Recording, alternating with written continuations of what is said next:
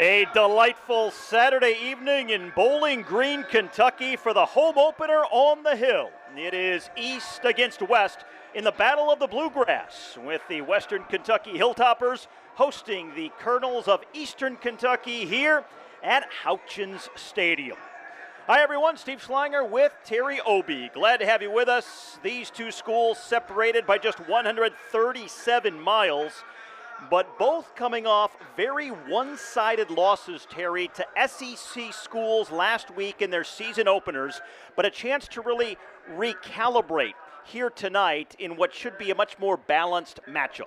Yeah, absolutely, Steve. I mean, really those two games last week was more of an outlier. And then when you're in those positions, you're playing against Alabama and you're playing against those teams, you know, usually those money games in the beginning. But right now, these matchups are going to be closer. So the game today is going to be a realistic of what these teams can really do. Coin toss at midfield. Western Kentucky will receive the opening kick, and with most games at this level involving rivalries of this nature, so much comes down to the execution and the play of the quarterbacks. And we start with Eastern Kentucky's Matt Morrissey, the grad transfer. Yeah, Matt Morrissey is a really good quarterback, but he's a pocket quarterback with Coach Wells at EKU. He likes the pocket quarterback, so he can make sure he stays in the zone, and he's really good getting the ball downfield because he has weapons out there. Good size, 6'4", 229, and he can make some plays with his feet, but he's really not going to get down the field with his speed. He's going to use his athleticism and more throwing the ball, getting the ball upfield. Meanwhile, for Western Kentucky, TJ Finley, the 6'7" redshirt junior, set single-season records last year in his only season at Texas State before coming here to Bowling Green. Yes, I mean, you know what? TJ is going to have one of these games. He has a lot of experience. You can't really count that against him against Alabama because that up front, they were a little different. But today, I really think the offense, they're going to have it up. They're going to wide open, get things down the field. And I'm expecting to make plays. This game is really going to be about the quarterback. Who doesn't make the least amount of plays is going to make sure they win this particular game, Steve. It is the whiteout game, the home opener. But interestingly enough, it is Eastern Kentucky wearing all white, and Western Kentucky in the red jerseys, as Patrick Nations, the redshirt senior and South Carolina native, is set to kick it off for the Colonels. Keyshawn Johnson back deep for the Hilltoppers, and the home side will start from the 25.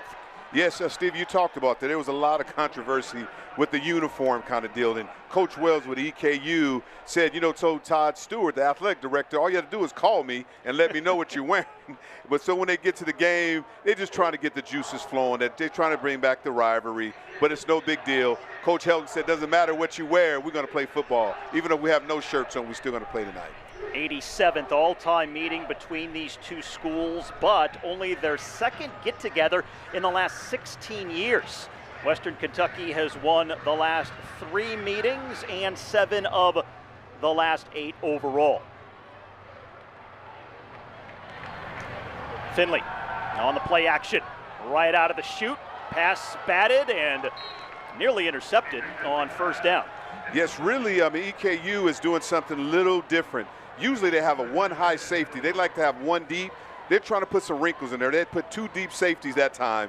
And Coach Helton, the first play, was trying to go deep and try to shock them. Because the whole idea today, Alabama slowed us down, but they're going to try to get the ball in the air as much as possible. Darian Baker was the man who knocked it down. Now second down and 10. Man in motion. Finley throwing for the second straight down, and the pass complete out to Keyshawn Johnson. And not much gain on the play. It's going to bring up 3rd and long. Jacque McGowan on the tackle for the Colonels. Yes, but what happens, TJ's got to really be careful. He got that ball off very quick, but it was a cover 2, meaning the corner was standing out there squatting, waiting for the ball. So we got to be really prepared. He finds Johnson again, this time for a first down. So back-to-back completions out close to the 45-yard line.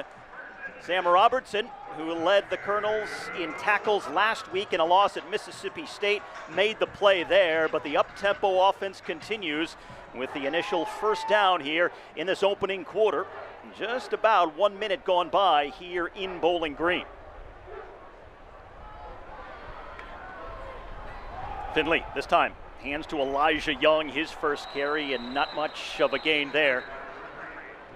About 1 yard on the play. Extreme. I mean, what a good play. I mean, especially on defense. When you're making those plays on cover, we're looking at it now. When they run power to the left side, you can make plays on the end, but penetration stops that immediately. This is an offense for Western Kentucky that over the last few years has been very explosive. And the first explosive run for them nets the squad their second first down of this opening drive inside of Colonel's territory to the 44-yard line. Yes, I mean, Elijah Young gets the ball, makes the first man miss, steps over from the A gap to the opposite B gap and making plays up the middle. What a great drive there. You got to give credit to the offensive line. But this is a time to try to get the ball deep. Finley fires, and the pass complete to Musa Berry. And a flag comes in at the end of that play. It was a first down and our first infraction here of this football game. And looks like it's going to be a face mask on Eastern Kentucky. Jordan Thomas was the man making the play defensively here. And yeah, you see he did get the hand on the face mask. Yes, he got his hand on the face. That was pretty bad on that. Defense. But now they're trying to make plays. 15-yard I penalty. like this quick Automatic tempo, first and they're down. getting the ball out of the air, getting it really good. You know what's important today is all about the offensive line. The line is protecting and they're giving him a lot of time back to make the plays down. So a very impressive opening drive. Tack on the penalty yardage at the end of that reception. A drive that started at their own 25 is now down inside the 20 of Eastern Kentucky here. And this is a key area for Western. Last week they were unable to convert in the red zone, had multiple opportunities on the road at Alabama. It's been a focus this week in practice, finding a way to execute once they get down inside the opponent's 20. Yes, they're looking at the money zone. I'm looking at Keyshawn Johnson at the bottom. They're trying to get that ball up in the air as much as possible, one-on-one. Finley floats it, and it is dropped. Elijah Young had it coming over his shoulder. That would have been a sure touchdown, and he just couldn't haul it in. Yeah, Elijah got to make sure he get at the highest point. What he did, he looked too early in the backfield. You got to use your hands to get to the ball. Running backs are not used to catching the ball over their shoulder like that. If he just would have took his time, took his hands to the ball, it would have been a play for a touchdown. On second down with three receivers to the right. Young lined up in the backfield. Finley drills it. It pops up into the air and nearly intercepted. Probably should have been caught. And Western Kentucky gets a huge break because Kyle Kelly could not haul it in, the grad transfer from Ohio. Yeah, Finley made a great throw. You got to catch the ball and make that play on that particular down.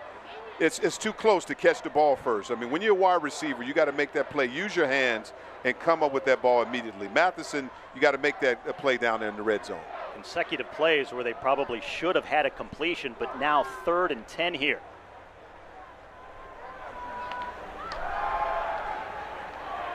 Finley over the middle. And down to about the 12-yard line.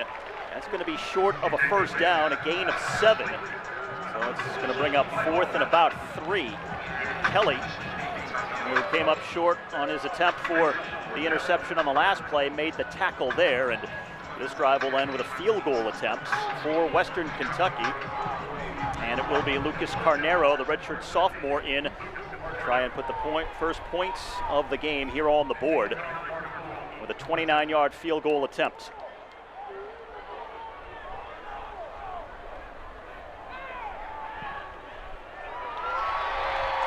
And Carnero, the native of Cornelius, North Carolina, Conference USA All-Freshman Team selection last year, and the preseason Special Teams Player of the Year for this year, scores the first points of this game in the home opener, and Western Kentucky has the 3-0 lead after the opening drive here in Bowling Green. A 10-play opening drive for Western Kentucky, but Terry, they're going to be disappointed that it only resulted in 3 points. Yeah, you know, there's a couple of plays that you got to make that happen in the red zone. Really, for EKU, that was actually a positive just to hold them to a field goal, but a couple of balls that were missed could have changed the game immediately. Elijah Young could have caught the ball right over his shoulder, was right there. But we went for the field goal. WKU went for the field goal. Now let's see what EKU decides to come back and do. Riley Stevens on the kickoff, the redshirt senior from Florida. And it will be a touchback. Braden Latham, a sophomore from Knoxville, Tennessee, will allow Eastern Kentucky to start from the 25. And that means our first look at the grad transfer, Matt Morrissey. Played at Western Illinois a year ago, threw for 13 touchdown passes, almost 2,000 yards, and had a pretty impressive performance last week in a loss at Mississippi State when he connected with 11 different targets. Really an indication of how balanced this offense can be, because they also have two very solid running backs. So he can throw, they can produce on the ground as well. It's a very comprehensive and complete offense here for the Colonels. And a handoff on first down. And they'll pick up a few. 3 yards, it'll be 2nd and 7. Good job there. With what's going to happen there, they're trying to get Joshua Carter's going to get the ball as much as possible to that outside zone. Very athletic, low to the center of gravity body. He's going to make some plays. Coach Wells, in this situation, what he likes to do is after a run, he's trying to take a shot down the field if it's available.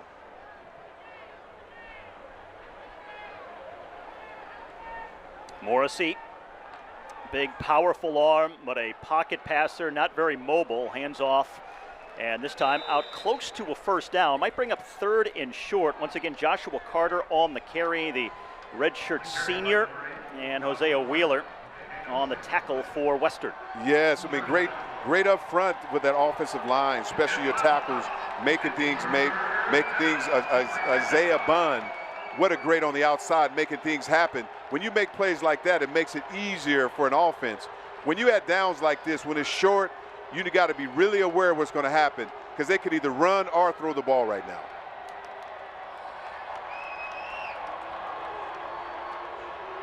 Carter for the 3rd straight play. He picks up the first down and more, out close to the 45-yard line.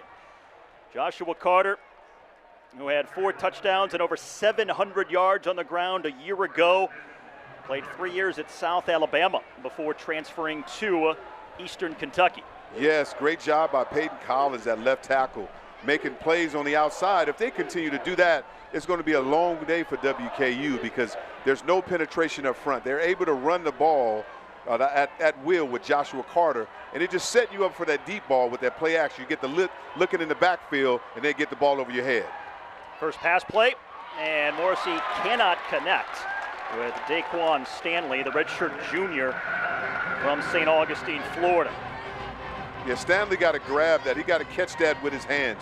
We call that wide retrievers. Like when you go throw that dog out for a bone, he got to bring it back. You cannot run down the field and not return that bone back, which is that football. A lot of dogs, though, will bury that bone. You know that. Ain't going to bring that bone back. Exactly. You got to bring it back to the line of scrimmage. Bring it back to your quarterback. In this case, you do have to retrieve it. 2nd and 10.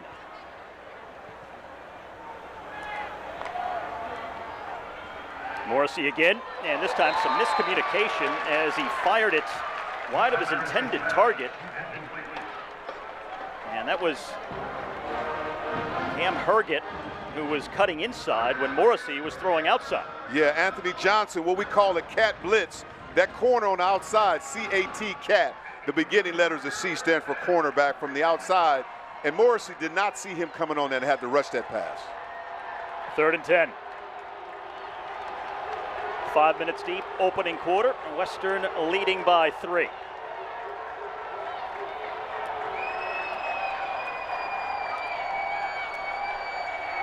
Morrissey with time, but again throws behind his intended receiver, as once again he was looking for Stanley. So that's twice he has targeted Daquan Stanley, who played at the University of South Florida for 2 years, but coming up empty on that drive, failing to complete a pass, and they will be forced to punt for the first time. The big thing with Sebastian Solomon, Benjamin, on that safety, that what they call a dog blitz, he had to adjust really quick. He caused Morrissey to get that ball out very fast and caused a huge problem on that. Great call on that play. This is Jacob Baker set to punt, the redshirt freshman from Corbin, Kentucky.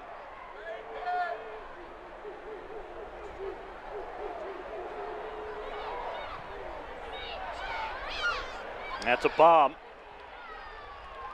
And it winds up as a touchback. So Western Kentucky on offense for the second time. Just south of 10 minutes left to go on a perfect early September Saturday evening from Bowling Green, Kentucky, with Western leading by 3.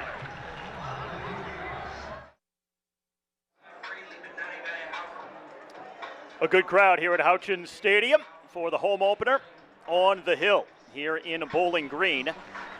Each team suffering very one-sided losses in their season openers, both on the road to SEC teams last week. Eastern Kentucky lost 56-7 at Mississippi State, and Western shut out 63-0 at number 5 Alabama. But this should be a better yardstick as to where both of these teams stand early in the season as they match up here today. And that is a first down pass for another first down. TJ Finley has started strong. He is now 5 for his first 8. A gain of 13 here. Yeah, great job by TJ Finley. See 3 deep safeties. See the corners back. Stepped up in the pocket. He's looking really poised today. Got a lot of protection up front and making things happen.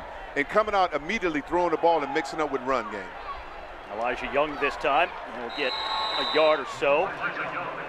While Finley has been very good throwing the ball in the early going here. Something that the coaches for Western Kentucky emphasized when we talked to them earlier this week is they still have to run the ball. They have to make that a priority and find a way to gain yards on the ground and not just rely on Finley's arm.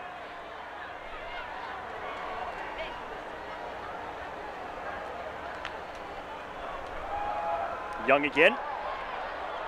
Was grabbed around the ankle. He's out across the 40, and it'll be third down. Yeah, right now EKU is stout up front, but Elijah Young made things happen with those feet.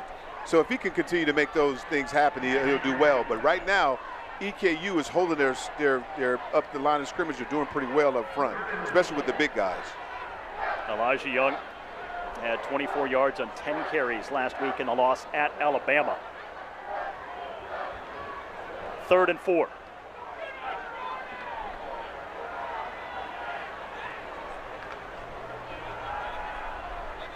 And Finley completes the pass for a first down. Musa Berry, the redshirt sophomore who had a career-high 4 catches at Alabama last week. And it is Western Kentucky continuing to march downfield. Gabe Stevens, the redshirt junior, the tackle that time for Eastern. Yeah, right now Musa Berry is looking really scary. Going down there, breaking the routes, doing a great job using his hands. Coach Helton said he had such a good week last week. He's going to continue to make some plays. On the reverse, Michael Matheson, who transferred over from Akron, missed all of last year because of an injury, and he picks up 5. Yeah, they're happy to have Matheson back because he can really make things happen when he catches the ball in open space. It makes a lot of people miss.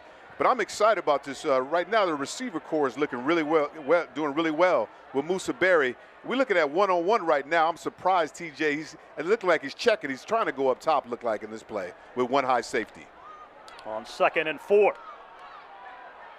Down the sideline once again, intended for Berry, but that was well defended that time.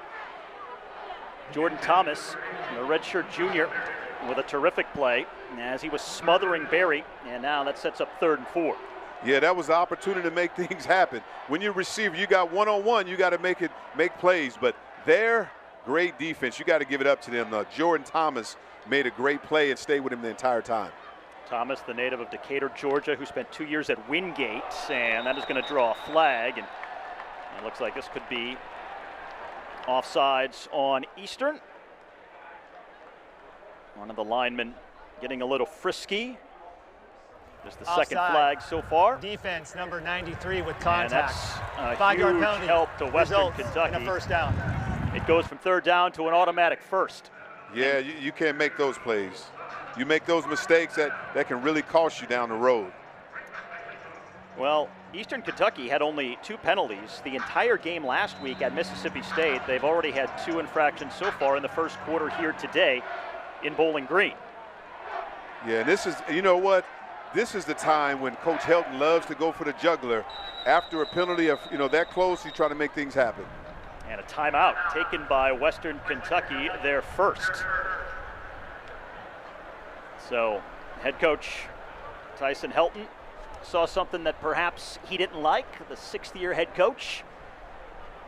And that is another big storyline for today's game. Both of the coaching staffs, there are a lot of familiarity between the coaches on both sidelines, and in fact, Walt Wells, the head coach for Eastern Kentucky, spent a decade here in Bowling Green at Western, one of a handful of coaches that are now at Eastern Kentucky who used to be here in Bowling Green. Absolutely, I know him really well because I was a coach with Coach Wells. When I first came here coaching at WKU, he picked me up from the airport and we were recruited and we did a few things. So a lot of his tendencies, what a really good guy. And I'm so happy and proud to see these guys prosper and do other things at different places. And it's always good to have competition to come back, and it's just like you playing against your big brother. If Uber was around, do you think he would have made you take the Uber to campus instead? He probably. He came in. But you know what, we had to stop by the store and get some, you know, it used to be 7-Elevens or whatever it is, and get RC and Coke. That's the kind of guy Wells is. You got to recruit, man. You got time to eat regular food. 7 minutes left to go, first quarter, down the middle and behind Elijah Young. Once again, he was wrapped up defensively. Kyle Kelly on the coverage. Yeah, Kyle Kelly, I mean, really good, especially for a linebacker covering a running back in space. He covered a lot of ground on that play. What an exciting guy. Making plays in open space like that. It's hard for a corner, I mean, especially a linebacker, to cover a swift receiver downfield like that. TJ Finley now 6 for 11.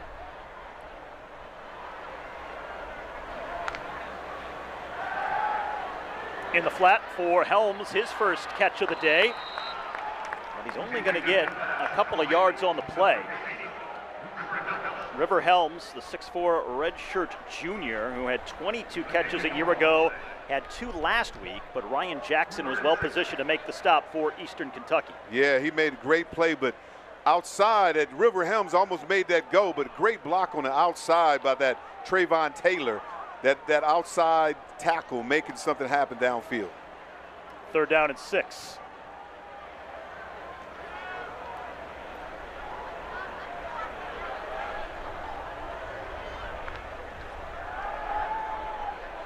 TJ Finley with all kinds of time, and boy, he's lucky that wasn't intercepted, but flags come in late.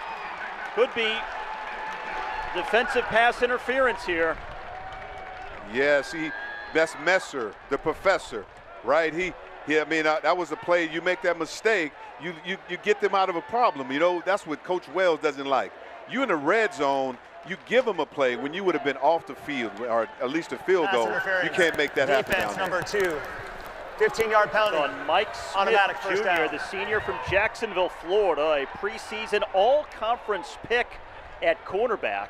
Was tied for first in conference passes defended last year, but a huge penalty here, and he didn't even have to make that contact to make the play defensively. Yes, when you do that, that becomes a problem. I think that what they're trying to go to a too high safety, not used to that, and it seemed like he was out of position there. Again, on the end around, misdirection, and once again, Michael Matheson unable to carry for much of a gain here. Ryan Jackson read it well, so it's the second time they've tried to play like that, and the second time that it hasn't gone for any significant yardage. Yeah, he tried to get outside, but a great play by that defensive end, Darian Baker. Strong arm, man. He did not let anybody go outside. And when you make plays like that with a 3-down line, that's going to be hard to deal with the entire game. In the red zone for the second consecutive drive to start the game for Western Kentucky. Finley on the keeper. He's inside the 10 and just a couple of yards short of a first down. Yeah, Finley, 6'7", 238. He is a load. When you run, that was the design quarterback power with a big guy like down the field. I mean, you got an extra blocker. So what a great call by the offense. Twice during the course of this drive, Eastern Kentucky has had penalties that have prolonged the drive for the Hilltoppers when they would have otherwise been forced to punt. Now 3rd and 3 here. Yeah, most of the time when there are 3 receivers like that, they try to run this crossing route to get Messer on the other side, underneath everybody. And Finley's pass was a little wide of Elijah Young. He had to adjust to make the catch, and as a result, he lost his balance. So could not have picked up the yardage that he otherwise probably would have had the pass been on target. Yes, good. I mean, good hands by Elijah Young, but the pass was not there. If he would have threw it higher, it would have been picked off by that cornerback, Jordan Thomas. So really good that he did throw it low. So it sets up 4th and 3. They're going to go for it. This 11-play drive eating up a lot of clock here in this first quarter. Settled for a field goal last time. They're going to try and get the first down here. Maybe the touchdown. Finley in trouble, tries to squeeze out of it, and he's not going to get there. He is brought down, and it's a turnover on downs for Eastern Kentucky. Yes, Brandon Sullivan would have made a great play out there, making things happen and excited. Right? See, that's the part. When you're in the red zone, you have to score. But when you make a play by this number 39 Sullivan, great short on him. He did not get beat by the offensive line on that game. Sullivan, the sophomore, former JUCO player, native of Central Florida. And that is the second consecutive drive where Western has done a terrific job of marching down the field, but it has only resulted in 3 points. Disappointing considering the way they have been playing, but still up by 3 here with 4 minutes to go in the quarter. Eastern Kentucky, after the turnover on downs, back on offense for the second time in this opening quarter.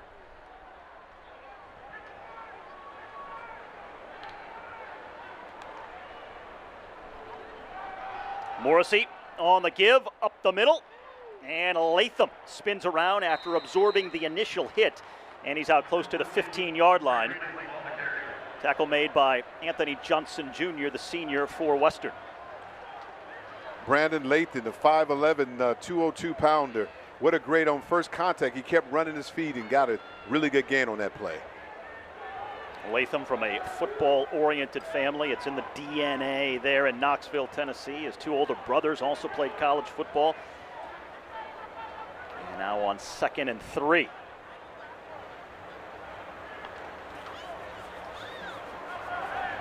And the pass complete to the slot receiver over the middle for a first down. That is Marcus Cowwise, the freshman from Covington, Georgia. Yes, good catch, but great throw by Morrissey on that play, on that inside slant. Great play, great drop, stepped in there, got that ball immediately on a blitz from the outside. He saw the blitz coming. What we call that a hot read. You throw that immediately when the ball is released. DeMarco Williams is the player down for Western Kentucky here with 3:15 left to go in this first quarter. Williams, the redshirt junior from Atlanta, who played 2 seasons at Ole Miss. Yeah, hope he's okay. I mean, because they can't, WKU can't lose any more DBs out there, defensive backs.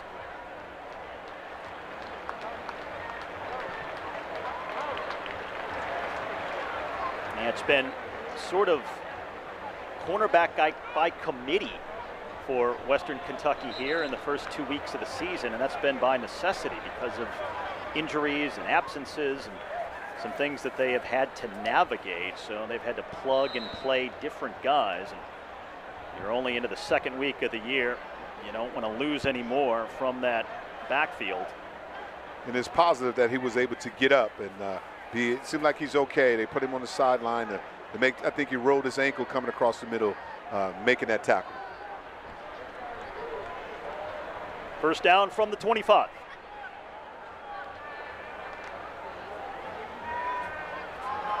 And it's a handoff to Latham. Ahead for about 2. This is an Eastern Kentucky offense that was the top offense in their conference last year, the United Athletic Conference, averaging 437 yards per game. They scored 37 touchdowns. They were also the 8th best offense in all of FCS football a year ago. Yeah, great play, number 35, Dallas Walker, WKU. Great penetration of the line of scrimmage, shedding his hands and beating the tackle on that particular play. 5 receivers in the game on 2nd down and 8. Pass completes and just shy of the 30-yard line.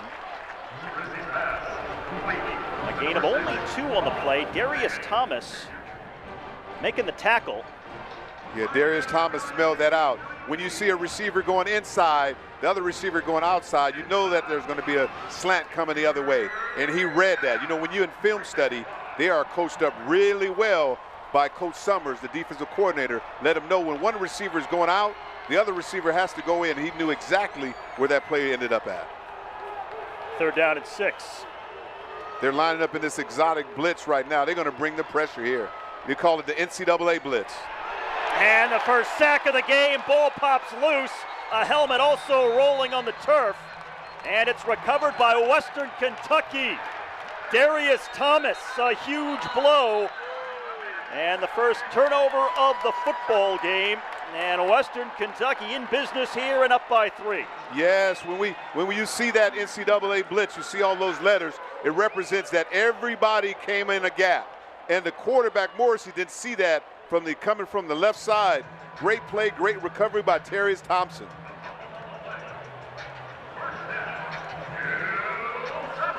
This is a defense for Western Kentucky that is really the signature aspect of this squad here for this season. A defense that can make big plays just like that, and they rely on them to help pivot certain games when they require. And this is a defense that head coach Travis Helton believes is going to help them win a lot of games. Yeah, I mean, they're doing a great job just then. They call themselves the turnover tops. When you're in that situation, you make plays, NCAA, all the letters. When they were in a gap, they were bringing everybody at that time. So you got to adjust really well. Again, now when you're in a red zone, you got to take a shot in the end zone. I mean, there's 3 tries. This is your 3rd try. You got enough room. Coach Helton loves to smell blood. He's like that shark. When you get a turnover, this is turnover time. You got to go to the end zone. On the handoff, Young. And the pile gobbles him up after a gain of about 4. So that's Elijah Young with 4 yards. If you can get 4 yards a crack, that can be a really good game. But right now, who's doing really well is EKU. I'm right now how they're playing up front. They're outstanding, especially with the defensive ends. Last week it was a few early turnovers in the first quarter that worked against Western Kentucky, stalling some drives. So far today it's been about lack of production in the red zone, and the pass is caught here, but that's out of bounds. Taking a shot at the end zone. And it was pretty clear, it looked like, that was going to be out all the way. Dangerous throw, but a great Kent Robinson. Going up there with one hand, he almost made the ESPN highlight reel. 30, the best top 10 on that play, making that one-hand catch look like Michael Jordan going for a layup or a slam dunk on that one. So 3rd and 6, under a minute left to go here in this opening quarter. Western Kentucky leading by 3. They scored on the game's opening drive. Finley, wide open is Helms. And he's in for the game's first touchdown. And the Hilltoppers extend the lead here at home. Making plays. We call him the river. Going the river Helms. The river is flowing on that catch. Made a catch. We call that the underneath route to the tight end. Call that wide drag. When wide drag underneath, there was nobody there. Rivers made the catch, caught the ball with his hands, touchdown Tops. His 2nd catch of the game here. And before the point after, the officials come in. And now there's a review taking place here. And Coach Walt Wells saw that his defensive back blew that coverage on that. You got to flow with the receiver. You cannot allow the tight end to move on his own. And he's coaching up on the sideline and say, hey, when you see a guy passing through, there's going to be another person coming underneath. So it was called that crisscross route. They call it shallow cross. That's a West Coast term.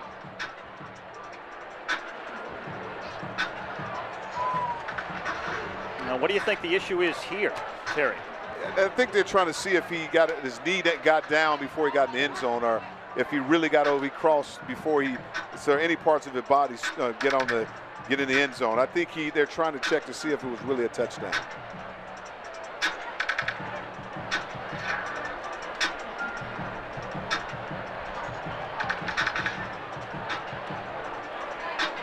Yeah, he might have got his knee down before he crossed the plane.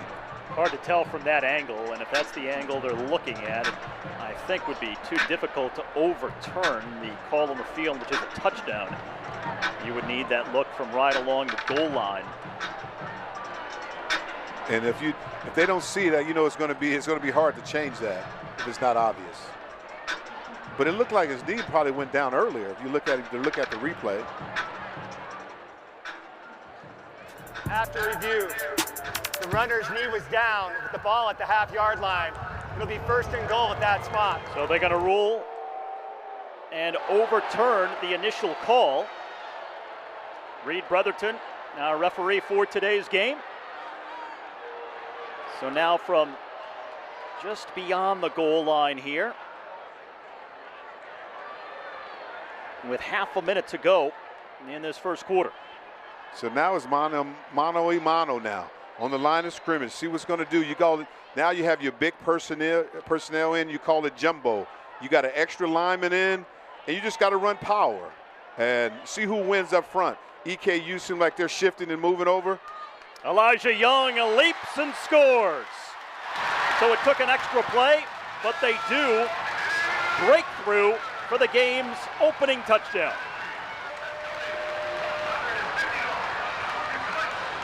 Elijah Young, great vertical. You know, he was young, but he grew up on that play. Great. See the penetration, got up in the air with a great block by Cables on the outside. Gave him a great seal, great block. You got to give that to him on that. 89 Cables. That should be his touchdown. Share the ball, brother. Elijah Young, a Tennessee Mr. Football in high school back in Knoxville, Tennessee. Had 3 rushing touchdowns a year ago, and that's his first here this season. And Carnero now for the point after. Hey, Steve, on that, you should almost give that to Cable because he walked in on that one. I probably could have scored, Steve. Well, we would have to review it had you carried the ball there, Terry. But no review necessary here. With 22 seconds left to go in the first quarter, Western Kentucky has expanded their margin. It's now a 10-0 lead here at Houchens Stadium. After the fumble recovery, they began with excellent field position. And they finally score their first touchdown of the season. And more productive in the red zone, trending in the right way here. And that's what the coaching staff wanted to see. And so far, that is the best drive and end product that they have had all year. Yeah, finally, 4 plays with 22-yard drive. I mean, but the defense started that off. But I'm expecting, you know what, EKU is going to fight back, though. They're going to get back in this game somehow. Coach Wells is not going to allow them to quit. Latham drops it, and then slips. And then he is just absolutely swarmed as he dives across the 15-yard line. Yeah, with that new fair catch rule, Steve, you better off just fair catching to get into the 25-yard line. Yeah, it looked like he was trying to build up a head of steam and maybe generate some momentum for a return. But more often than not, you're going to see touchbacks on 90% of kickoffs here this year. Yeah, sometimes it calls you to, you know, look down the field because you feel the heat coming down, and you take your eyes off that because you know sometimes you have to make a business decision on those plays. And the official step in here. And another review. Because he probably, it almost seemed like the knee went down on that particular play, so they're trying to see that again. Just 15 seconds left to go here in this first quarter. Now, what has stuck out the most about the way things have unfolded here so far, Terry? So far, I mean, it's really the defense making those plays, but also, too, have been really impressed with TJ Finley. Been really poised in the pocket. He's been consistent the entire time. He's 9 for 15 with 86 yards. He's got a 108 passer rating. That's really good from coming out of last week's game against Alabama.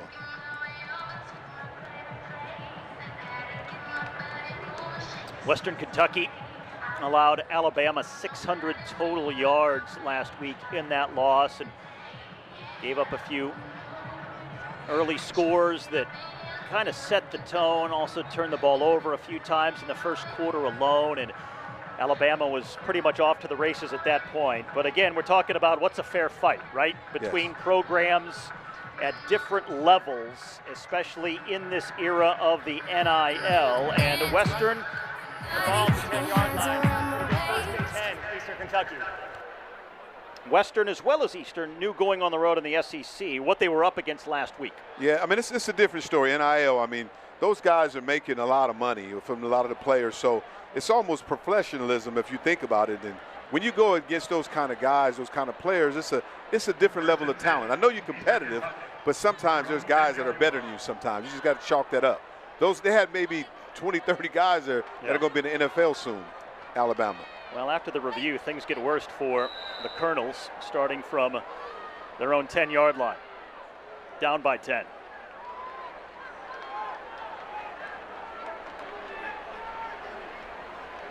Latham on the carry, tries to turn the corner, and he's out close to the 20-yard line, and a gain of 7. I'm impressed with him, Latham. He'd make things happen. Very strong on the outside, but O'Brien Jackson is the one that made it happen, number 71. That big guy turning the corner can make things happen. When you got somebody athletic, a tackle like that, you can make plays like that. And that will take us to the end of quarter number 1.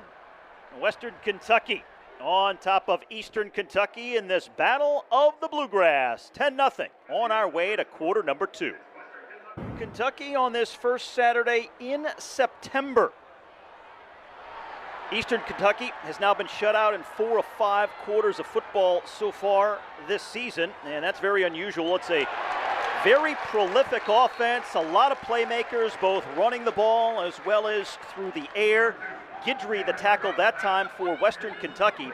So in that first quarter, Terry, was this more about a lack of execution for the Colonels or more about the defensive production and play of Western? Yes, it's all about the big plays. It's all about that production. You know, the defensive plays of Westerners have been shutting it down basically.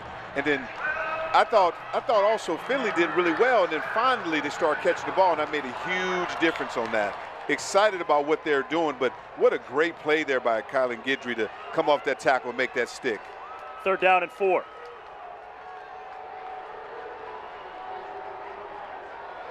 And the pass is dropped.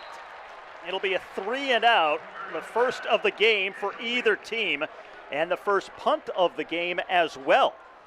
These two teams combined to punt 17 different times in their season openers last week, but the first punt tonight comes here in the first minute of the second quarter. Yeah, Matt Morrissey, what a good pass, though.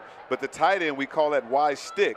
You got to catch the ball with your hands and make that play for your quarterback when it's in that situation, when it's tight like that. But when this front is like that, WKU has a lot of people on the line of scrimmage. They're going for the block on this particular time. If you do that, you collapse EKU, and the punt returner, you cause the punter to hit a line drive, you can score a touchdown. And Baker will get a lot of run out from this one. And Western Kentucky will start from inside their own 30. So the Hilltoppers in their home opener, a field goal and a touchdown in the first quarter, and it's 10-0 here as the sun starts to set.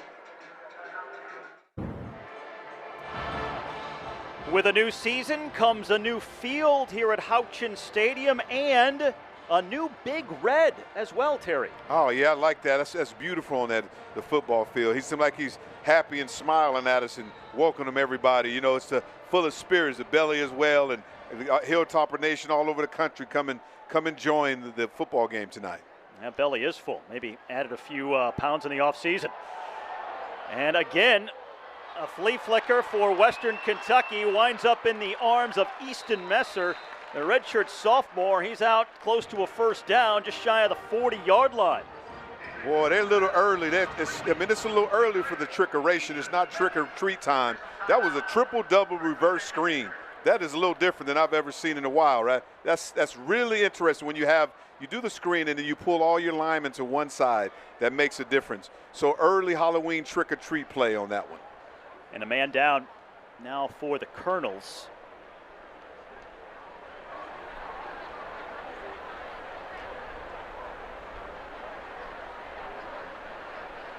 they've gone to that bag of tricks a few times already in this game. Yes, I mean they're trying to do that, and I hope the players. What is that? It looked like that's Frank Lee down there. He seemed like he's getting up on his own wheel. And it is Frank Lee.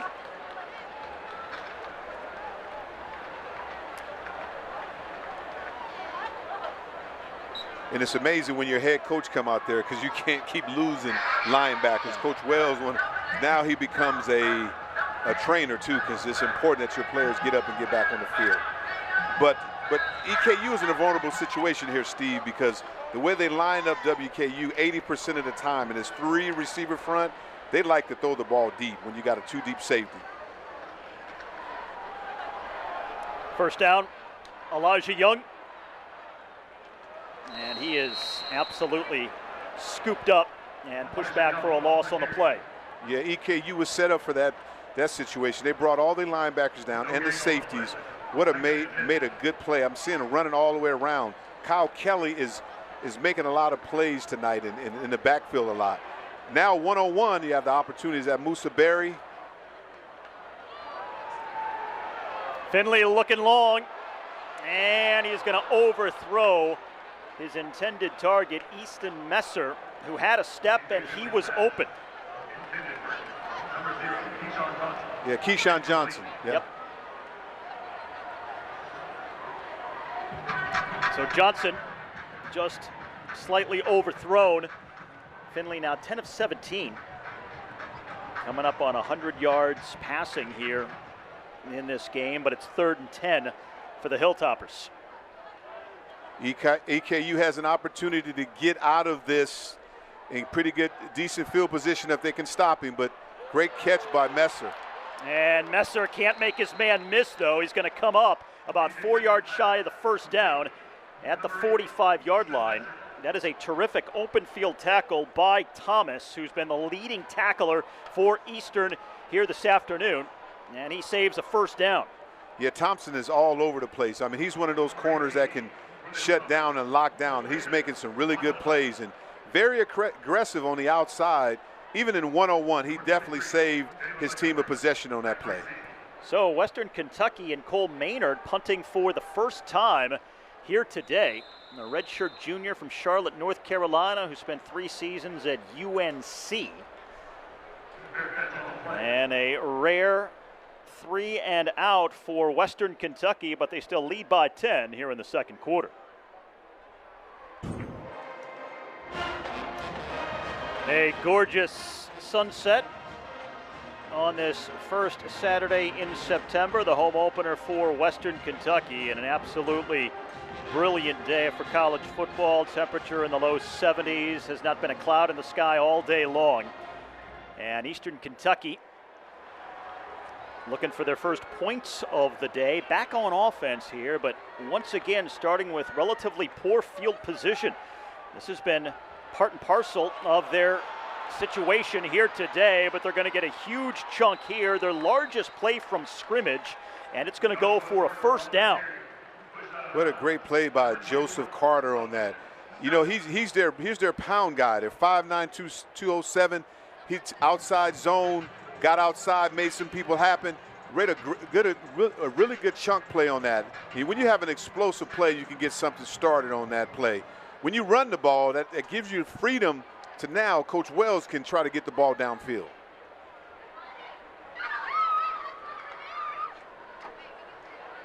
Morrissey handing off this time. And Carter out across the 40. Gain of 5, it'll be second down. Yes, they're running in between the tackles really well. Their tackles, Collins, Bunn, they're doing a good job. You guard on that side, pulling on power play, and it makes a huge difference. And when you got a guy that can run and can make people miss, he only needs you to shed just a little bit. He's really shifty. Joshua Carter can make, number 8, can make people miss in space.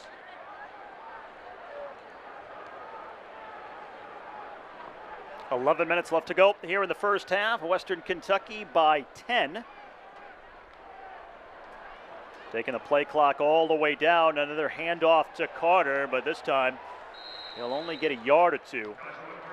And it's going to be third down for Eastern. Yes, they're looking something on the outside. That left tackle is doing a really good job. You're saying Collins and also Bunn on that side. They're figuring out they can make things happen on that left side of the ball. 3rd and 1. Keeping the ball exclusively on the ground so far here in this drive. And Wells is really known, Coach Wells is known for power. He liked to go ISO in between that B gap. There we go. That's going to be close to a first down. And indeed it is. So Carter, who has been doing the heavy lifting here during this most recent sequence, picks up the first down and keeps the drive alive out close to midfield for the Colonels. Then they have a wholesale change of players. He's trying to Coach Summers trying to get him some rest on defense. But it's a good start, good drive with EKU right now with Carter. If he's still doing well, keep feeding the hot man. But also, too, if WK goes to sleep just a little bit, bring a blitz, it's going to be one-on-one with one of those corners.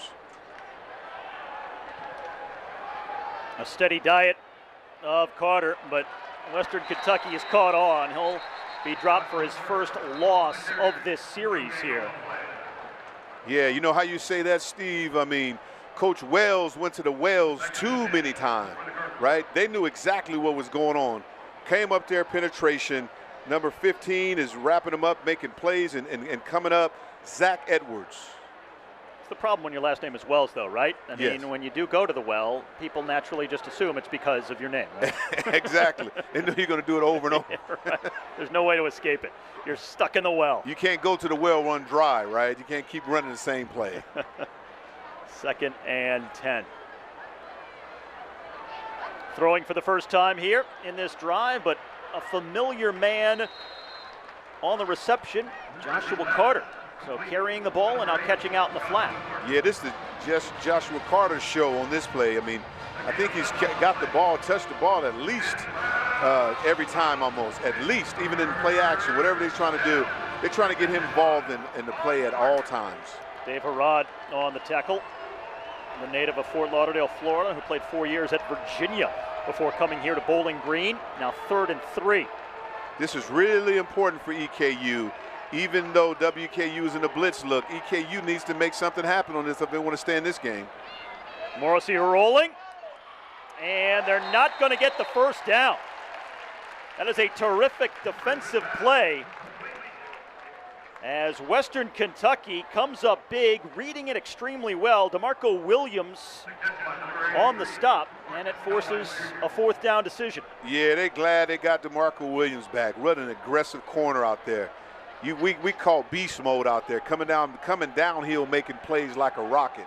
When you have corners that can make plays like that, it changes your defense and your whole concept. Well, they are just inside of Western Kentucky territory. It looks like they will go for it for the first time on 4th down. Yeah, I don't believe this, Steve. I mean, as a coach, I think Coach Wells, I'm shocked if Coach Wells goes on this time. I think he's faking it. There's no way he's going to go for this play. And they call a timeout. Their first of the game halfway through this 2nd quarter. So perhaps a chance to think it through a little bit more. 4th down facing Eastern Kentucky. Bigger problems facing them, though, still being shut out here on the road.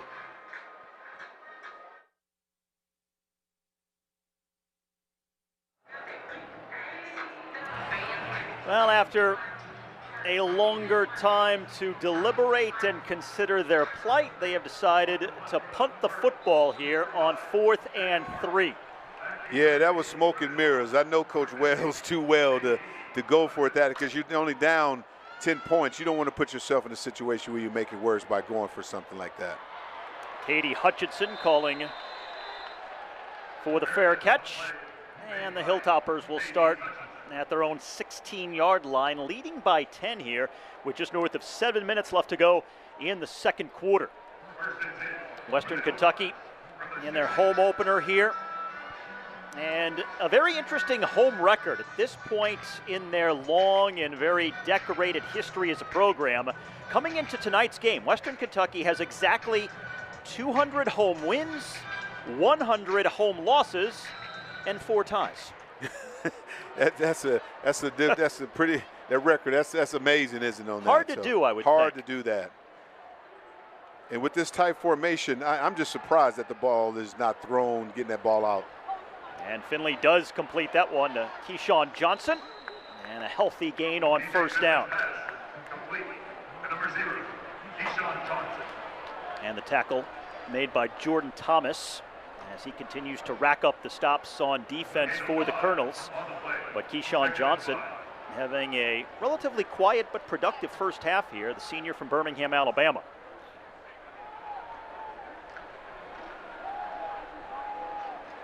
On 2nd and 5, it's a first down. Yeah, Finley has really been poised, though, getting that ball out. We call the tight end Rivers, that's wide stick. Get out there, you can either go inside, outside, depending on the leverage of the cornerback.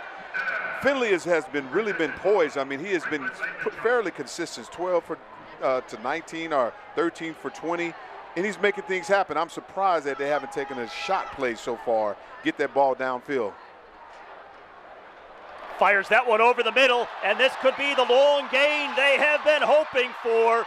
It's a first down inside the 30-yard line. Keyshawn Johnson, the transfer from Alabama State, a third-team All-American, turning on the Jets and bolting to the biggest gain of the night for Western Kentucky. It's just a matter of time before they get that ball out quick. I'm really impressed tonight with TJ Finley. He's really poised in the pocket.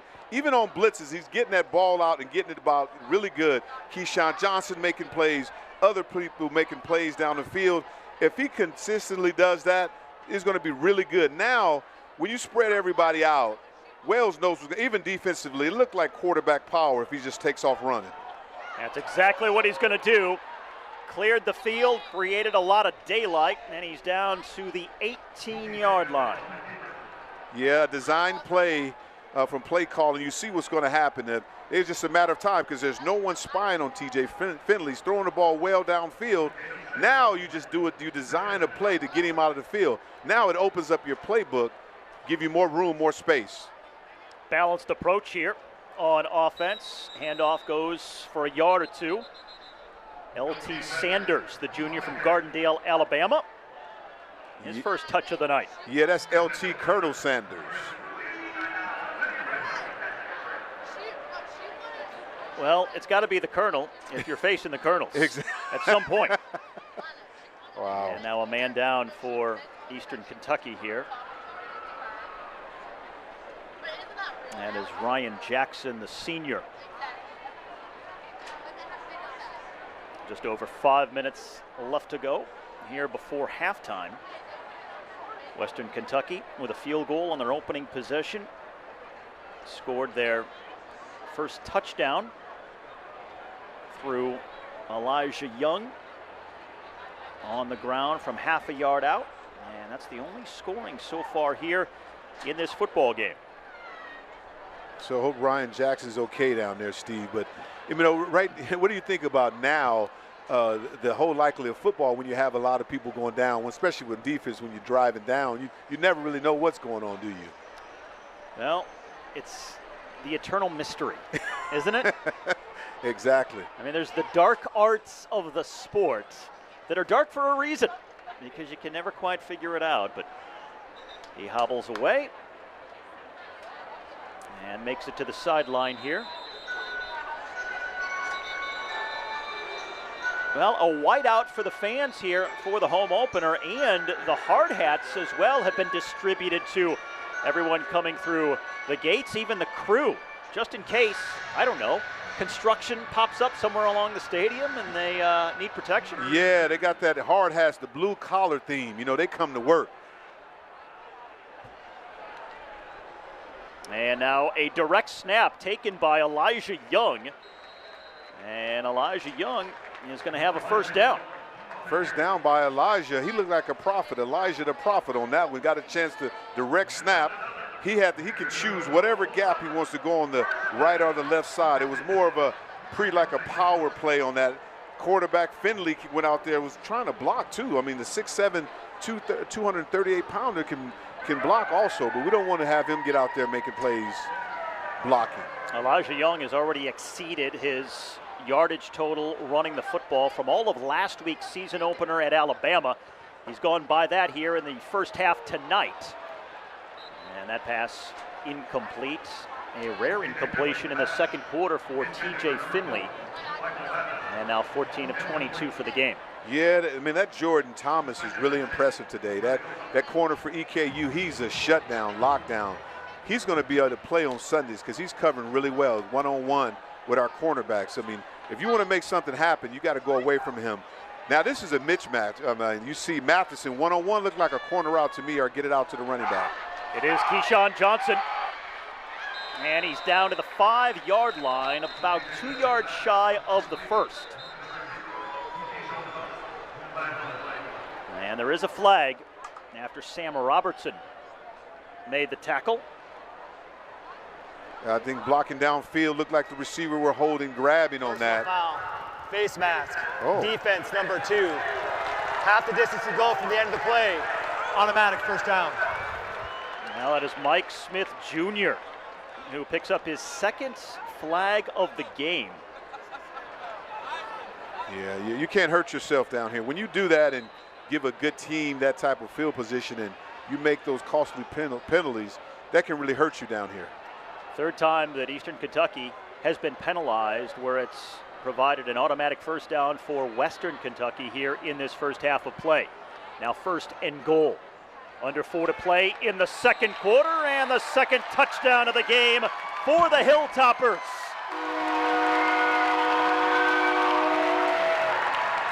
L.T. Sanders, his first TD of the season, and they extend the lead over the Colonels.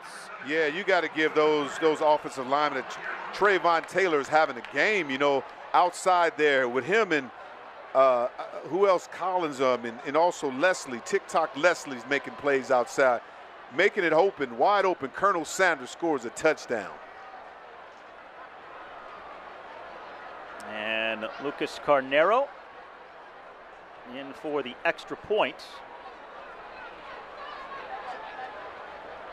That Carnero, every time I hear that name, Steve, I think of like carne asada or something. I mean, it makes me hungry when you. Well, it's because you don't have enough of the pregame meal. Okay. I mean, you need to get to the buffet a little sooner every day. I'm trying to be right, man. I'm trying to stick to salads, but okay, I'll do it the next time. Well, Carnero did not miss an extra point all of last season. He was a perfect 47 of 47. That's why he's the Conference USA preseason Special Teams Player of the Year for this season. And he's 2 for 2 here on the Knights, and Western Kentucky has the 17-0 lead.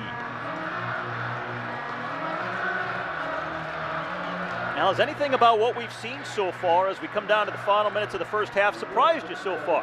What surprised me so far is that, you know who's the surprise of the game? Like we talked about, TJ Finley's been so consistent making plays happen. But really, EKU is not really out of it right now. Coach Wells was talking to the quarterback and if you just keep your head, you can stay consistently in this game. But the offensive line, the line of penetration is the big difference. The line is making a huge difference. Like when you played against Alabama, we was outmatched. Our line on both sides is definitely, WKU's line is definitely more physical than EKU's. And once again, the Colonels will start from the 25-yard line. But the offense for Eastern Kentucky has felt kind of disjointed. Really no rhythm or flow so far. Credit some of that to the defense of the Hilltoppers, but they haven't really been able to put together a sustained drive where it feels like they've grown into the series. Yeah, you better believe it. Like Joshua Carter, they kept going to him. He was running so well, then they just went away from him. They ran consistently with him, and now he's not even in. They went to another running back. They went to Lathan, but that guy, the last series, was very consistent. He was averaging 4 to 5 yards a crack, and they got to get him the ball. But you can't get desperate. When you get desperate to throw the ball, that's when you start throwing interceptions. And Morrissey completes a pass for 8 yards out to Jacob Dixon, the 6'5" sophomore from Louisville. And for Morrissey, just his 5th completion Yeah, great play, great hands. I mean, very impressed with that, using his hands. That's what you're supposed to do as a wide receiver. So whoever gets the ball the fastest by using your hands, it's important to do that on plays like that. Only 28 yards through the air so far for Eastern Kentucky. And Latham now close to the 40. Yeah, Latham, I mean, they got some pounders. They got some bruisers up there. They're going to continue to run the ball. They love that 5'11". He's 5'11", 202. And if you run that, you keep running power, they're having some success there, but all of a sudden they go away from it. But they have never taken a shot to get down the field. You need a big play. You're down 17-0. You have to have a big play one of these drives. Quick tempo with the offense. Morrissey on the play action and incomplete. Once again intended for Jacob Dixon. Yeah, Jacob Dixon on that, 6'5", 210. Man, you're a big guy. You got to jump over that guy. You got to make plays like that. You're going against a smaller cornerback, and you got to make things. Kent Robinson is 5'11", 180. If you're 6'5", and you 210, you got to make the play and make something happen for your quarterback, Morrissey. 3rd and 6. Look like they sneaking up to blitz. Here comes WKU. Morrissey, he got to make sure he checks out of it, have protection on this. Are they going to hit him? They're coming. And he completes it for a first down to Dixon. And he's inside of Hilltopper territory. Big first down late in this first half for Eastern Kentucky. Yeah, Dixon, that was a great play by him, using that big frame, 6'5", 210, catching the ball and running up and down the field.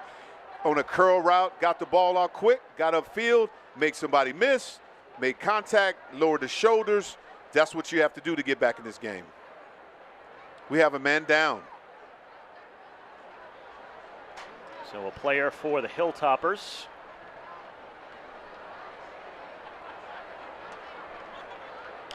With 2:20 left to go here in this first half. All Western right now. A field goal on the opening drive and a pair of touchdowns since. And well, that for Western Kentucky is Darius Thomas, the redshirt sophomore, and their most productive defensive player here so far in this game. So good to see him on his feet. Yes, they can't afford to lose him. But for EKU, this drive is going to be huge. I mean, you have 2 minutes and 20 seconds left and a half. You must score a touchdown to get back in the game, some type of confidence. And then you come back out, you have an opportunity to show yourself, but you cannot stall. You got to get some points. You got to kick a field goal or something to get some confidence back in your players. This is so important on this drive, and Coach Wells knows that. He's on the sideline huddling his guys together and said, no, giving them confidence and making sure Morrissey can get his guys together, and they have to score. Yeah, we can get this done, fellas. Plenty of time. They have over 2 minutes. They have 2 timeouts, plus the 2-minute timeout, which is new to college football. And they are inside of Western Kentucky territory. First down from the 45.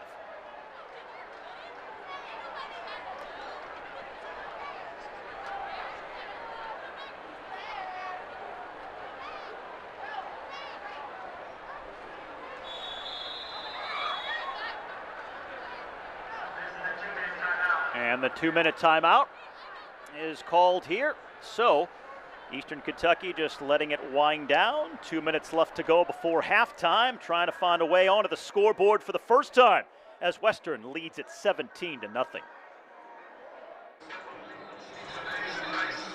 Sun going down behind the hills of Kentucky.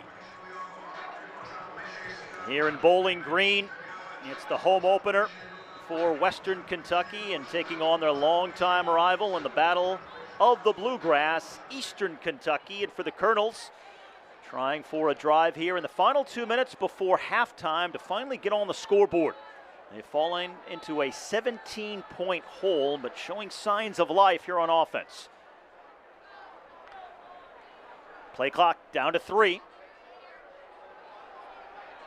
And again, the running game going nowhere right now for the Colonels. Yes, Marcus Patterson with great penetration on the outside, destroyed the tackle on that play, and knew that was going to happen.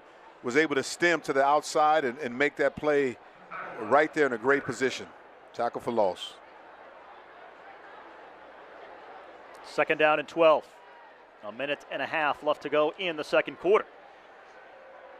Morrissey wanted to go long, now just gets rid of it. Yeah, I'm surprised. He just threw there was no one there. He got away with one. I'm surprised that the referees didn't see that they're huddling up. There's no one in there, and he was not outside the pocket. That looked like a penalty to me.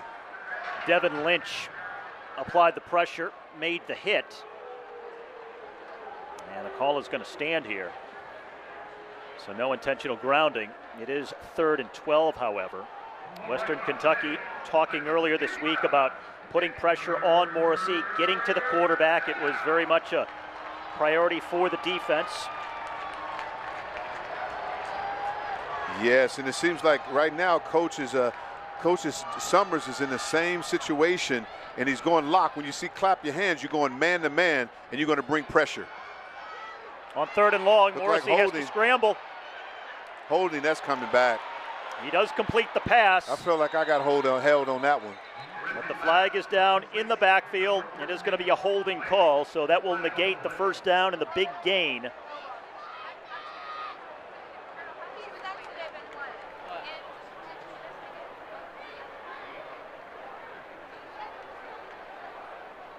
And that is going to drive Eastern Kentucky back into their own half of the field. Yes, that put them in bad situations. I mean, you drive down the field, and then all of a sudden you hurt yourself with penalties like that. That can cause major problems.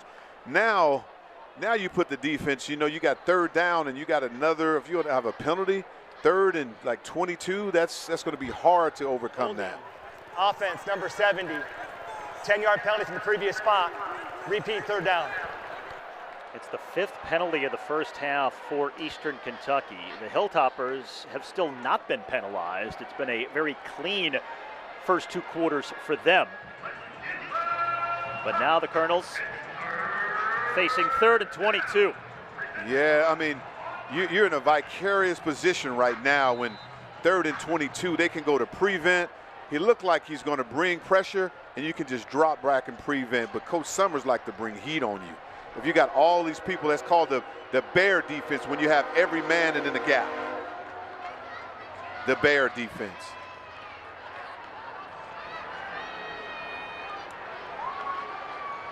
They drop out of it, though. And on the delayed handoff, Latham carries across midfield, but well short of the first down. Yeah, right now they drive, and then they get themselves, EKU get themselves in trouble. And then you can't do anything. With the draw, WKU started in a bear front, meaning they had everybody in the gap, and then they dropped in the zone on a rush 3 and tried to fool Morrissey, try to confuse him on that play. So the Hilltoppers use their 2nd timeout with 4th down coming up for Eastern here, trying to preserve some time on the clock that they can take advantage of on offense, and hoping to get the ball back with right around a minute or so left to go. They're trying to score. I mean, if you score another touchdown, and I see, look at Coach Wells is really upset at the referee on some of these. It felt like some of the plays, things that were happening wasn't set up right. He's trying to talk to the referee so he can get something later or something throughout this game, because they're not getting help at all. Walt Wells, in his 5th year as the head coach at Eastern Kentucky, had 2 stints here at Western as an assistant, spent over a decade here in Bowling Green. And now Eastern Kentucky punting it away. And the Hilltoppers will start from their own 10 with 1:04 left to go here before halftime. A minute and 4 seconds. They got to go warp speed. You got to get what they call the little red Corvette offense. So they go really fast. So it's good that they did red. I'm see how fast they can go down the field. Well, I would think in this case it'd be a big red Corvette. Big offense, red. Because if you want to go fast, you don't take the little Corvette. At least out of your garage. I know you take the big one. Yeah, you got to have the little smooth one with the curve. I mean, I like it with the convertible top so you can sit back and go faster. So they're spread out, and I'm Coach Helton is trying to score on this play, on this drive. Western Kentucky has scored over 20 points against Eastern in their last 7 meetings. 3 points away from that benchmark right now, and keeping it on the ground here on first down. And a flag coming in late after the whistle. Yeah, I wonder what happened. I'm seeing the offensive lineman look very aggressive on that play. It looked like number 53, Marshall Jackson, might be called on this play or something happened, because he looks very aggressive on the outside. He moved outside. I wonder what happened, or a late hit.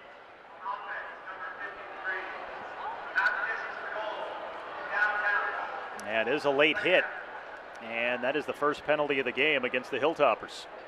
You know what, sometimes I like, you got to have your linebackers, your linemen a little nasty running downfield. It's not fair for them to run 10 yards and not hit anybody.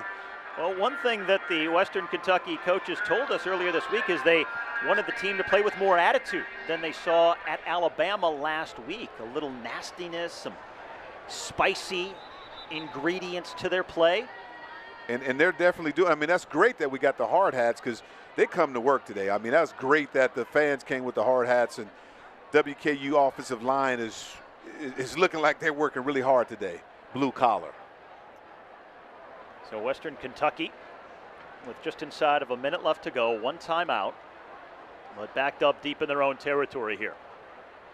You got to be real careful. 2nd and 11.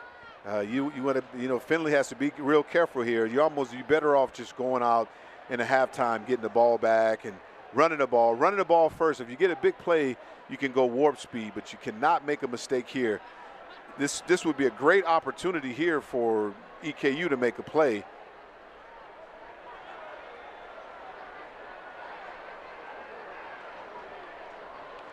You got number 6 down here, Tisdale, a local product from Bowling Green, Kentucky. He was at a few places, Kentucky and also Colorado. He's making plays out here on the corner. There are 4 different players on this Eastern Kentucky roster that are from right here in Bowling Green and have made the trip up to Richmond, Kentucky, 173 miles north of here, and just about a 20-minute or so drive south of Lexington. Handoff to Young here on 2nd and 11. Elijah Young with his 10th carry of the ball game so far. Yeah, they keep it in his hands, Steve. You know what I mean? He just reminds me, they just methodically going down the field like, like that daytime show. He's young but he's not restless. Oh, that was a stretch. Oh, that was a reach. Okay.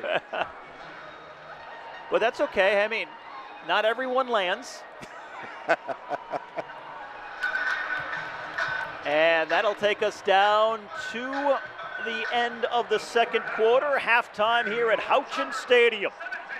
Western Kentucky coming off an opening week loss at Alabama, shutout 63-0, but working on a shutout of their own here a week later in the home opener in Bowling Green, leading 17-0 over their rivals from Eastern Kentucky here at the midpoint. Yeah, I mean, right now they're totally dominating this game, and 17-0. 17-0 is a pretty good, sizable lead, but you got to come out here and do something. But Finley has been consistent the entire time. TJ Finley, 14 of 22 for 163 yards, and it is Western Kentucky with a 17-0 lead here at the half on a Saturday in Bowling Green, Kentucky. Poised to begin the 3rd quarter here in Bowling Green, Kentucky. It is Western over Eastern, 17-0 in the Battle of the Bluegrass. Western Kentucky coming off a season a year ago where they finished 8-5, picked to finish 2nd in the Conference USA preseason poll for this year. And what a way to end last season, the 4th largest comeback ever in a bowl game as they won in overtime over Old Dominion. So ended on a high note and trying to carry that momentum through the off-season training, spring practice, and now here into the new season this year. fighting off a tough loss at Alabama last week, shut out 63-0, but rebounding nicely here in their home opener tonight as they have been working on a shutout over the Colonels here through the first 2 quarters. Yeah, and it's interesting to see what's going to happen on the second half. I mean, if whoever can come out score really quick, you got to play a second half game, and really got to put that behind you on this particular game and figure out you kind of start over because it's only 17-0. You're really not out of the game. EKU can still get in this game. They'll get the ball on the first possession. So is there a lot of football game left? And both quarterbacks, again, we said that in the beginning, it's all about who makes less mistakes and who can come out and make plays, because the penalties, EKU killed themselves with 5 penalties for 48 yards in crucial situations. 87th all-time meeting between these 2 schools. Western Kentucky leads the series with 48 wins, 35 losses, and 3 draws. Neither team has played anyone else as much as they have played each other. It's the battle of the Bluegrass, and we are into the second half here. Latham is going to try and return this one for Eastern Kentucky. Runs all the way back across the field, and that's a long way to go to just get the ball out to the 20-yard line. Yeah, and here we go again with more penalties. Number 43 out here and late down the field, and it's just killing EKU after making good plays. But if I'm with special teams now, if you do a fair catch, you get to the 25-yard line. Why take the beating to get to the 20-yard line when you can get to 25 by just fair catching? After the play was over, personal foul. Return team number 53. 15-yard penalty. Oh, 53, First not 43, 53. Eastern Kentucky. But nonetheless, the 7th penalty of the game for the Colonels. Yeah, they're hurting themselves by making those not smart plays. I mean, field position is so important. You're going against a team that's really good. That's higher rated ahead of you. And when you make penalties, you make it worse and put yourself in bad situations. Now you're on a 10-yard line. And a new quarterback, Cam Herget, is in to start the second half. The redshirt sophomore, who is more mobile than Morrissey, the starter, and you see evidence of that right there, taking off and running for a first down here on his first play in to start the third quarter. You're exactly right. I mean, he's definitely more mobile, very quick. He's going to be more of a read option type of quarterback. He's run first, and then he'll throw second, but like he just got up the field there, that's really good. Gained 9 yards on that. He got lightning speed. When you run that zone read, you need to have these almost like another running back. So you got 2 running backs in the backfield with 4 receivers out there. The native of Fort Mitchell, Kentucky, near Cincinnati, a Mr. Kentucky in high school for football, where he won 3 state titles. Trying to cut this one back, and he's out to about the 23-yard line. Yeah, they're going to stick with that. They're going to stick to that outside zone and let him run. Because when you have that extra quarterback that can run, that allows you to have more blocking and getting upfield. So he's definitely shifty, and when he make things happen, but I'm still impressed with number 74, Peyton Collins, that he can get on the edge and make that pull block on the defensive ends. First down for the Colonels.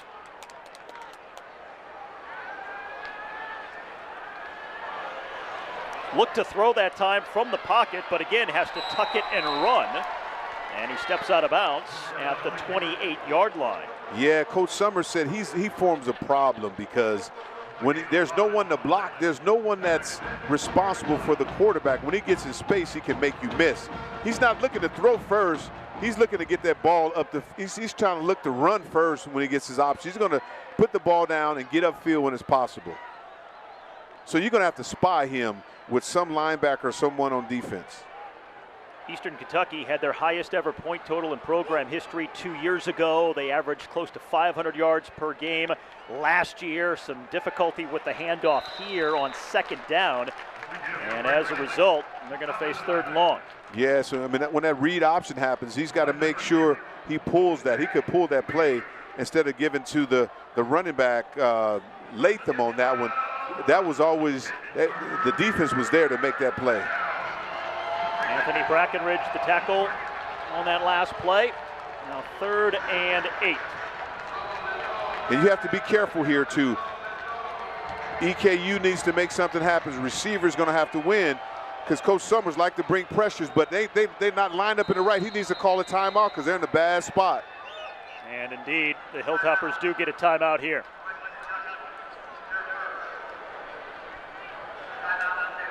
And it seems like they just realized it in time. Yeah, I mean, they didn't have the right people in the right coverage, and Coach Wells would have saw that. When you have a quarterback like that, you're going to be in trouble. There was nobody on the outside zone. Opening drive of the second half. Eastern Kentucky 3rd and 8 when we come back to Bowling Green.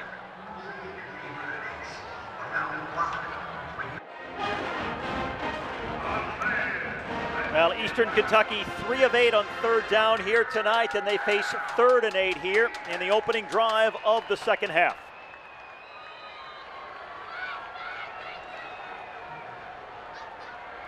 Shifting the stem, and they bring in pressure from the outside. There's going to be some problems when you got that's what they call Sam, the Sam blitz, the safety blitz. Here he comes. Herget gets the completion out close to a first down at the 33-yard line. Yeah, his scramble ability makes a huge difference. When he throws, that would have been a sack with the other quarterback. With that speed getting to the outside, Herg can really get it outside. Well, a tremendous throw and run. Jaden West on the catch. His first reception of the night, the redshirt freshman from right here in Bowling Green, Kentucky. Huge reception, big play, at just the right time. Yeah, they're moving down the field with this quarterback. So WKU's got to make sure they're on top of it because now you got the running backs and you got 2 running backs in the backfield when you bring Herget in there. Latham out to the 44. And it's Marcus Patterson on the tackle for the Hilltoppers. And that's a 4-yard run too, though. You know, when you get 4-yard run, I mean, cracks at a time, that makes it difficult for you to stop. So 2 and 5, the 2nd and 5 is manageable distance. Now you can take a shot play. I mean, they haven't done that all game. They need to get the ball. They need explosive plays and try to make something happen with some type of play downfield. 4 minutes deep here in this third quarter.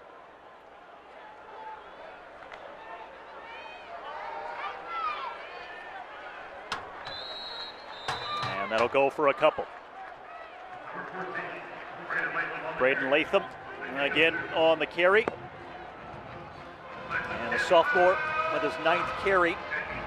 Now with 33 yards on the ground here tonight. Yeah, Latham and Carter, thunder and lightning. One brings the run downhill and the one is a little shifty. They keep switching them in and out. But this down 3rd and 3, it makes it really difficult because Coach Walt Wells likes to run that read option in this situation. You bring the tight end across, and then if your eyes are in the backfield, that can be a problem if you let the quarterback have his way. Herget. It is Latham again. And it looks like he might be just short of the first down marker. Yeah, this is a tough spot again. I don't know if they got the first down, but you can't. I mean, you can't gamble here though. You only down 17 points. I mean, it's no way. I would be surprised if you go for this one because if you go for this one and you miss it and you don't get it, yeah, WKU's in great field position. So.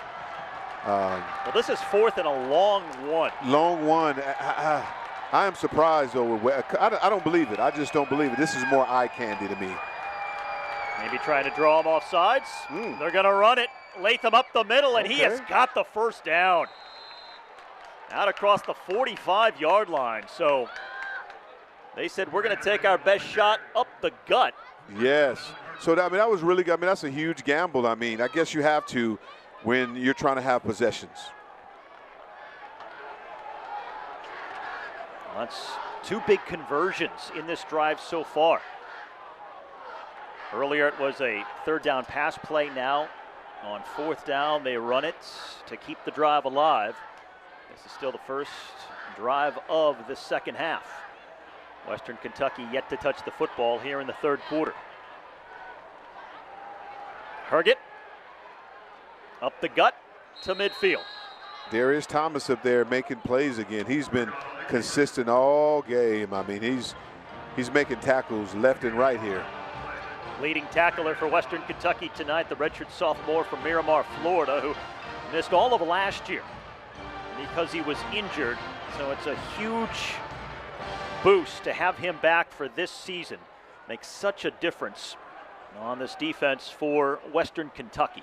Yeah, but you know, the main thing is that, but Coach Wells and EKU coming with a different wrinkle, bring a different quarterback, because it's hard to practice for two quarterbacks during a week, and this read option is difficult to deal with. Trying to deal with Latham here, and this is just a methodical march at the moment for Eastern Kentucky. Inside of the 45-yard line, a gain of 4. Yeah, they have found something. They're able to pound the ball, because you got to respect Latham, but also you got to respect the quarterback speed and Hargett. I mean, because he can hurt you. How do you prepare for two quarterbacks like that? How do you split it up and make sure you're adequately ready to go for both? It's really hard to do that. I mean, it's total different approaches to it, because now you got to have eye discipline when they're starting to run this read option. It's difficult to do that. That's why this quarterback can come in and make things happen. And they're going to be faced with another 4th down. Latham losing yards on the ground. The pile just swarmed, led by Devin Lynch, the redshirt senior. Devin Lynch made the play, but Upton Stout, number 21, was stout on that play. Coming off the edge, they got him in that hybrid situation where they call him the joker, so he can line on the right side, the left side. He's more of that hybrid cornerback. What a good player, man. He decided to stay here. He could have went anywhere in the country, but he wanted to continue his career at WKU. Going forward on 4th down once again. Second time in this drive, 4th and 2 for Eastern Kentucky. They got it with Latham last time, and they get it again, and they're going to get a lot more. Latham pulls away, tripped up inside the 5, down at the 3-yard line. The play of the night so far here on the road for the Colonels. Yes, Latham, I mean, what great speed, that read option, but it's all set up by the quarterback, Harrigot, man.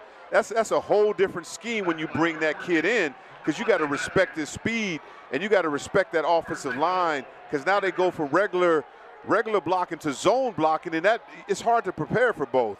And they did a great job. Again, on the outside, Collins made a great seal block to get Latham down the field. A good play, good read, good tap, no space. All the offensive line had a hat on people. You know what? Almost scored. After a 43-yard gain, 1st and goal. And now it'll be 2nd and goal from about the 1. Yes, EKU has found something they can exploit. They're doing a great job. They're switching these running backs and doing well. Now you got Joshua Carter doing well.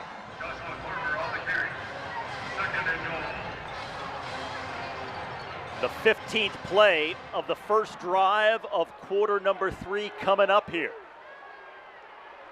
They're taking a lot of time with this too.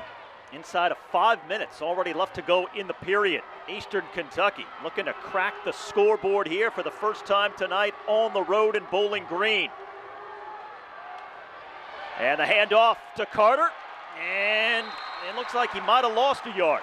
Yeah, great penetration. You know, Jaden Lovey, number 94, made that play up front. He had the first penetration, but Lynch made the tackle. But your defensive line got to get penetration and hold your line up so the linebackers can be free to scrape to make the play. So Carter now comes out. Braden Latham, who was so instrumental earlier in the series, is back in. 3rd and goal from the 2. Yeah, I mean, what a great drive by EKU going to the option quarterback, different quarterback, and they got the score. If you score, you're back in the football game. They have to call a timeout. And they do. First timeout of the second half for Eastern Kentucky. So an 11-minute opening drive to start off the 3rd quarter, and Eastern Kentucky knocking on the door.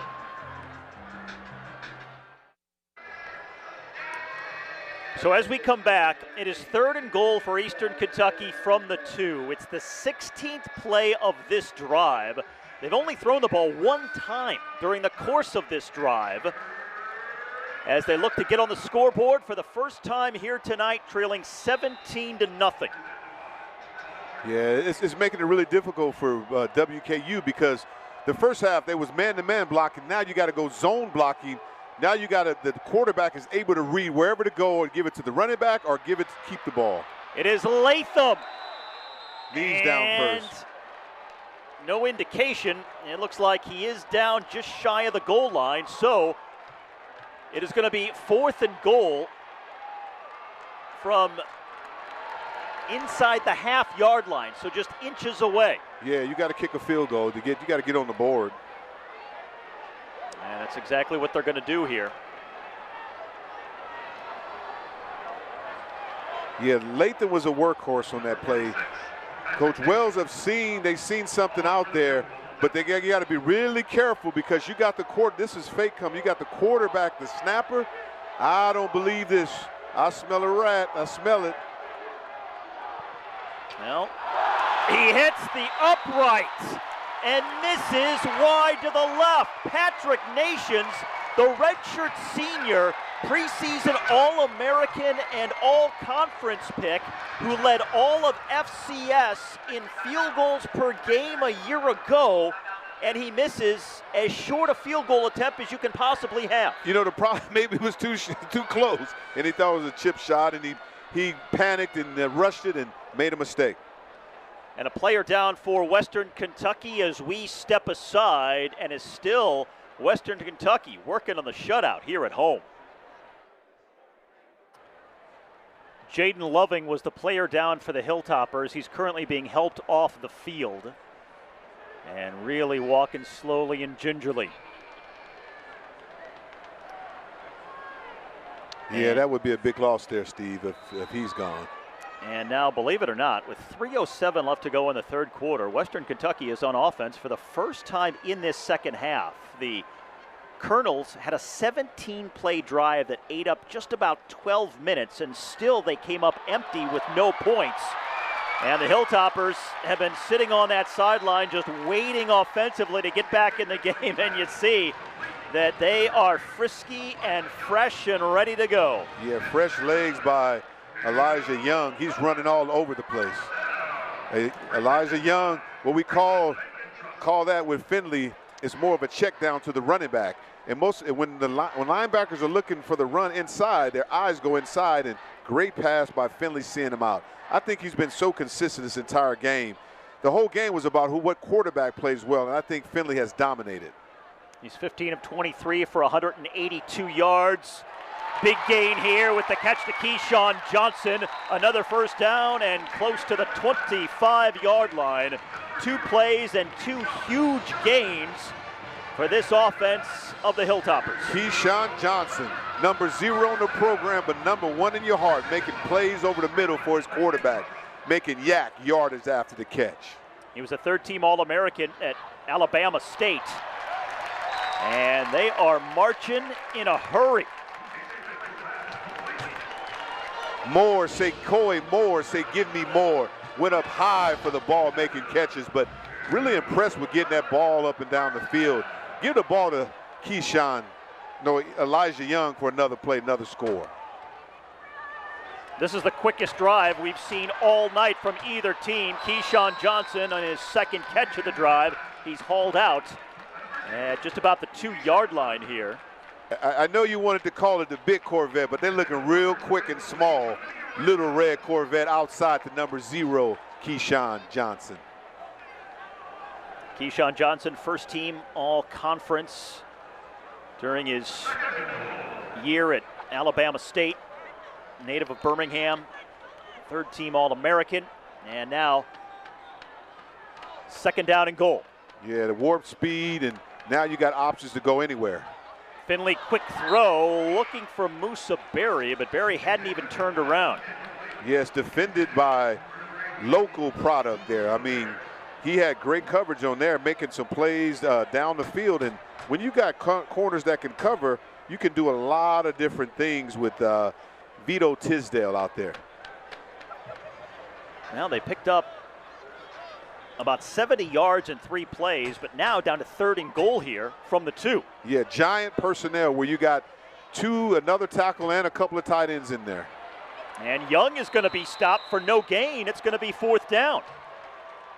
So what a very interesting drive. They got huge yardage in 3 plays. Yeah. And then all of a sudden got the door slammed once they got down inside the 5. Yeah, I mean, EKU had a lot of penetration right there. They squeezed the gaps and dominated us on a line of scrimmage. And you got to give credit to those guys up there.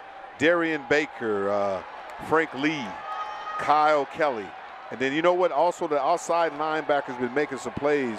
McGowan.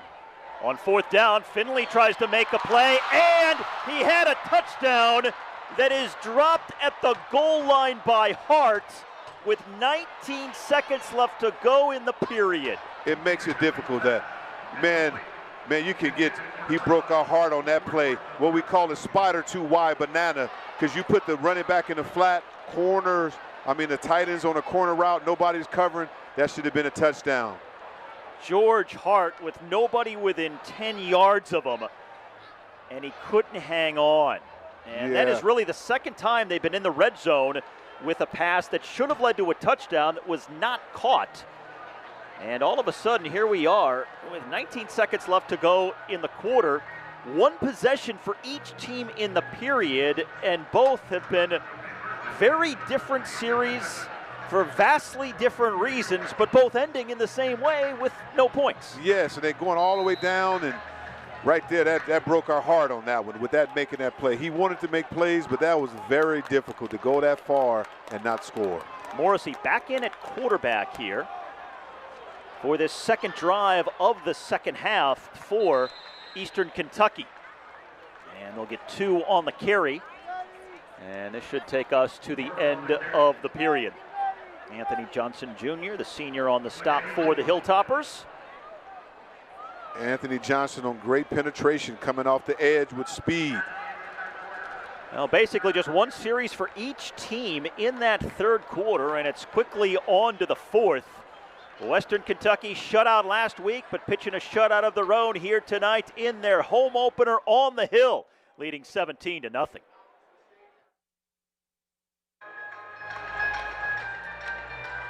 The 4th quarter set to commence from Houchin Stadium in Bowling Green, Kentucky. The Hilltoppers on top of the Colonels, 17-0. And a handoff up the middle for a gain of about 6 on the play.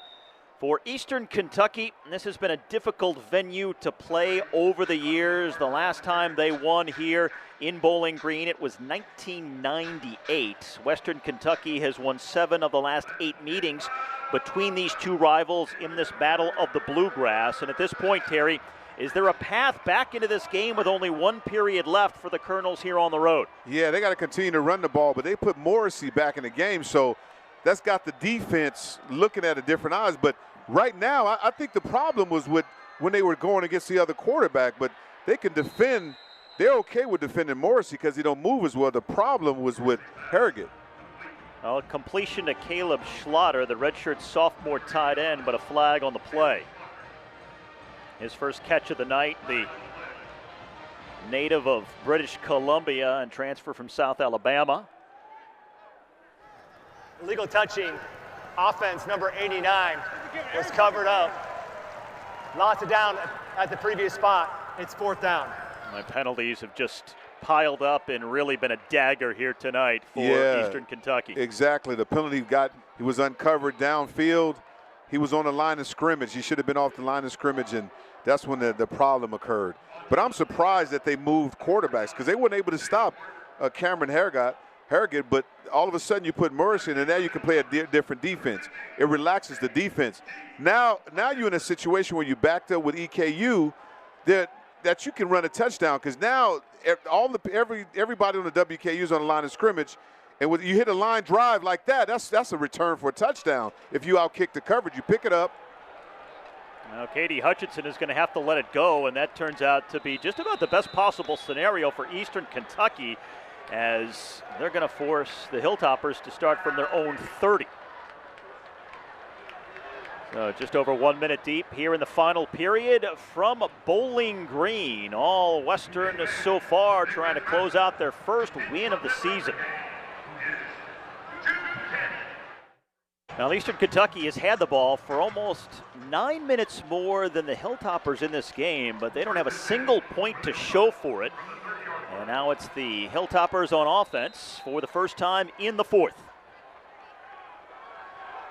TJ Finley has been very efficient here tonight, and he's going to flip it to Easton Messer with the first down play, resulting in a flag and close to another first down. Well, let's see what the flag is all about here, coming right at the end of that play. Yeah, it looked like holding against WKU, and still, who's been a bright spot for EKU is the number 13. He is making some plays out there. He's very impressive. Offense Jordan number Thomas. 17. 10-yard penalty for the spot of the foul. Repeat first down. Just the second penalty on the Hilltoppers here tonight. Yeah, Dalvin Smith holding out there, number 17, the big wide receiver.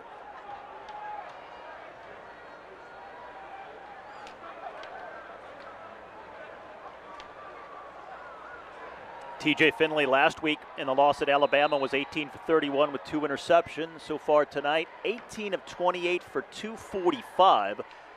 No touchdowns, but no interceptions as well. He's played a very efficient game and makes a completion for a first down here out to the 40-yard line, but the ball pops free. Flag comes in.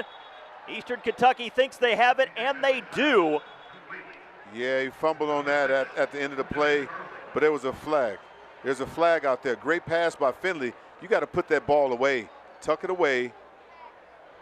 And the ball, Starling, the ball got it separated before he hit the ground.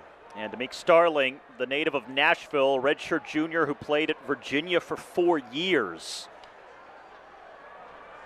And we'll get the call here. The ruling on the field is a fumble recovered by the defense. There is no foul on the play for targeting. First down, Eastern Kentucky. So the first turnover of the night for Western Kentucky.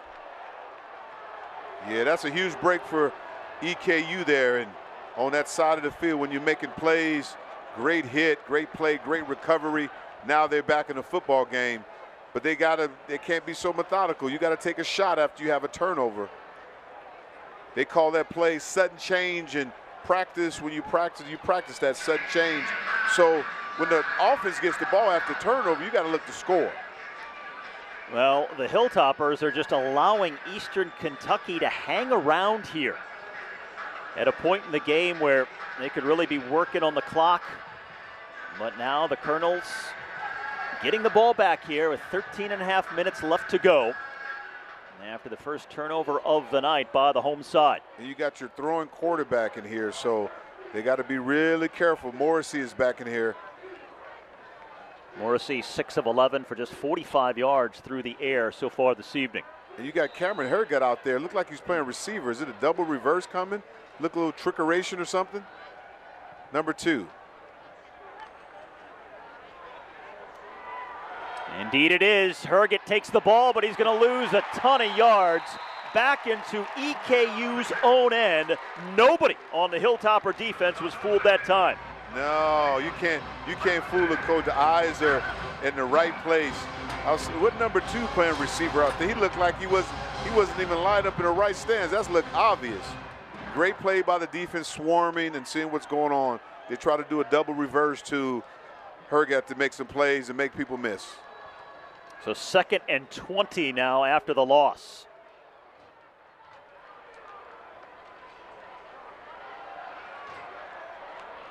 And up the middle, it is Carter. Yeah, Carter and Latham is doing a great job running that football. Number 8, Carter. Number 14, Latham. I would call Latham Thunder, and I would call Joshua Carter Lightning. Why not reverse that? Okay, you can do that. I'm just I'm asking you. I don't know. I don't know. Because I feel Latham brings the thunder. Gotcha. And Carter is more quick with the lightning.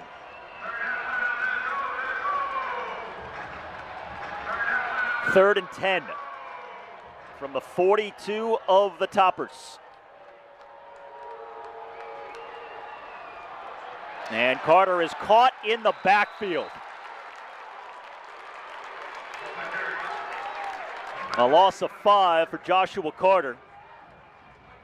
Great. Anthony Brackenridge has been all over the place defensively tonight. Brackenridge is all these guys are making a lot. They're flying around there. I mean, Guidry,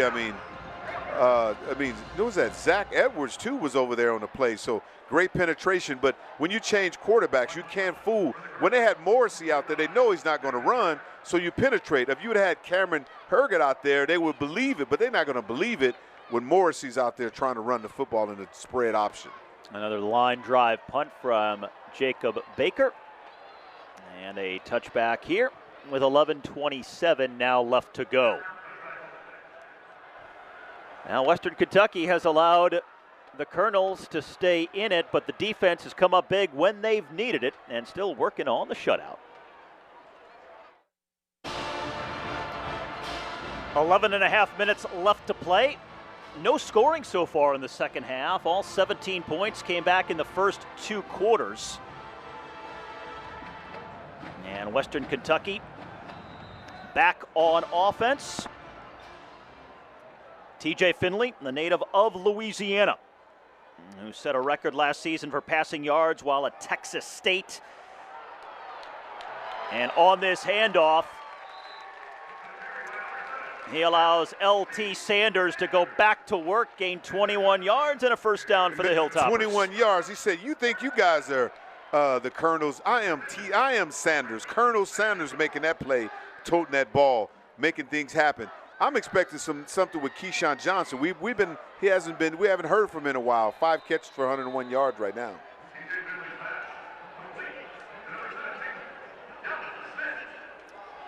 Now Dallas Smith with his first catch of the night here. TJ Finley now 18 of 28 for 257 on the evening. 2nd and 6.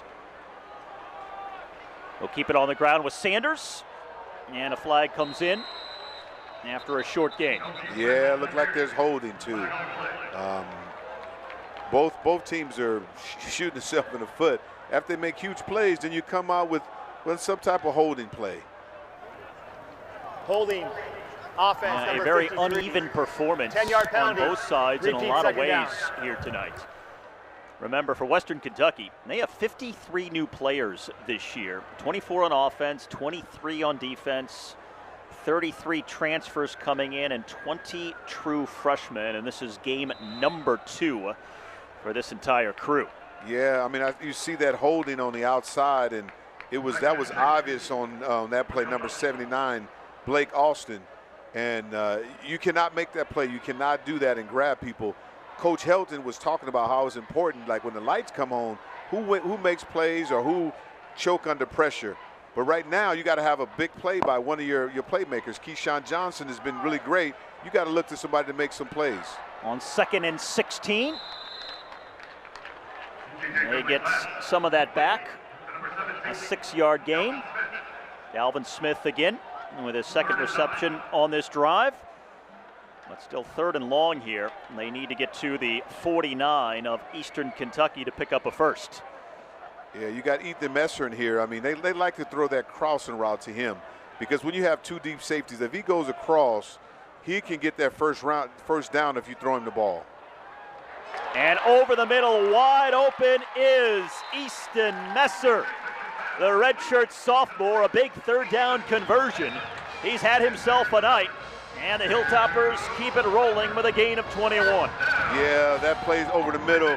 The professor, now they out of coverage now. Keyshawn Johnson's one-on-one. He could win out here. Finley stepping up, hit as he throws. Caught by Messer, makes the first man miss and gains a few here down to about the 27-yard line. Ooh, sweet feet there, man. Number 3, Elijah Young. Oh, my, he made somebody miss in that with that dipsy do. Put that left foot in there. You know how you put the left foot in, put the right foot out, shake it all about. That was a great move on that play. I believe you're referring to the hokey pokey. The hokey pokey, did I say it right? Turn yourself around, right. Turn them around. Now the player down here for Eastern Kentucky with exactly 9 minutes left to go. And it is the Hilltoppers leading by 17. Eastern Kentucky. He's been helped off. And now it is 2nd down and 4 facing the Hilltoppers here. 9 minutes left to go. Yeah, 2nd and 4. I mean, with this offense, and Finley's been really consistent, you got to try to take a shot if you can. You got to trade. I mean, you got Keyshawn Johnson at the bottom, one-on-one. You got to try to get the ball in the field up there if you can. Instead, he flips it out into the flats and shy of a 1st down. And Coy Moore taking it out of bounds here. And still a way to keep the drive moving along here with 8.5 and the clock rolling. Oh, Messer, I mean, one-on-one out here with the seam route. If you get out there, give it to the running back, give it to him, ooh, make him spin. And he almost broke it all the way. Young inside the 15. A 7-yard gain for Elijah Young. Young, he's young, but he's grown tonight. Look at that play in the middle. Whoop. Spin out of that tackle. No way you can catch me. Braden Sullivan on that last tackle. 2nd and 10 with 8 minutes to go.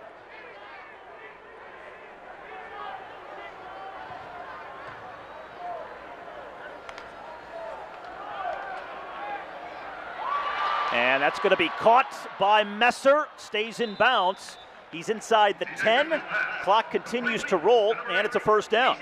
Yeah, Messer, they're all, I mean, I mean, really the whole game, I'm impressed with Finley. Making throws. That was a far throw outside the pocket. He stepped up. He wasn't on his heels. Got the ball out quick. Make a 1st down. Keep the drive. Now you can do whatever you want. You can throw the football because they're expecting you to run. You can do a lot of things in this situation. 1st and goal with just north of 7 minutes left to go. They will swing it out to Elijah Young, and he's got his 2nd touchdown of the night. Yes, Elijah Young, I mean, making some plays, you know, that power sweep right there. Quinteris Leslie, those guys making things happen on that side of the ball. When you make that kind of block, I mean, you can walk in on that one. I mean, he could have backpedaled in the end zone right there. If you look at it, sweep outside, pulling outside, and then also number 73 having a game, Trevor Taylor. Hey, join your man. Give him a high five. Give the big guy some love. Elijah Young had 3 rushing touchdowns all of last season, has 2 here tonight alone. Again, and with 7 minutes left to go, it is a 24-0 lead for the Hilltoppers. Yes, Trevor Taylor and Blake Austin. I mean, you got to go celebrate, big fella. You didn't score the touchdown, but you made the way for him. Now, for the 8th time in a row, Western Kentucky has scored over 20 points against Eastern Kentucky in this battle of the Bluegrass. And that should just about salt this one away. And Steve, you know what? I think they should make another rule. If you block that well, you should get a touchdown on your stats as a lineman for when the running back scores like that. Can we change it? Kind of like an award by committee, that sort of a thing. Oh, okay. So we get a participation trophy? No, I'm not saying participation. I'm saying sometimes when you see, let's say, the Emmys and the Academy Awards, sometimes one award will go to an entire crew. Exactly. You know what? Elijah Young and Finley should take these boys, the offensive line, to a steak dinner tonight or whatever they can afford. I don't know if they can afford it, but they should be able to do that. Eastern Kentucky now with 7:07 left to go. So what can they get out of things the rest of the way here? They've had some chances, but kind of a rocky up and down performance for them. Penalties have really killed momentum on several occasions, and they just have not had any kind of real rhythm on offense altogether. Yeah, they can't drop their head. They're hanging in there. You know, it's 24-0. If I wouldn't want to make sure it doesn't get out of hand. They just stopped throwing the football, but they got their quarterback in, their starter, Morrissey, back in. And if he can make some plays, just keep doing what you're doing. Give it to Latham, run the ball down, and make this a respectable game. Throws underneath to Schlatter, who has his 2nd catch of the night. good for 5. Anthony Johnson Jr. on the tackle. Caleb Schlatter, the transfer from South Alabama. I like that name, Slaughter in a slot. What a great name.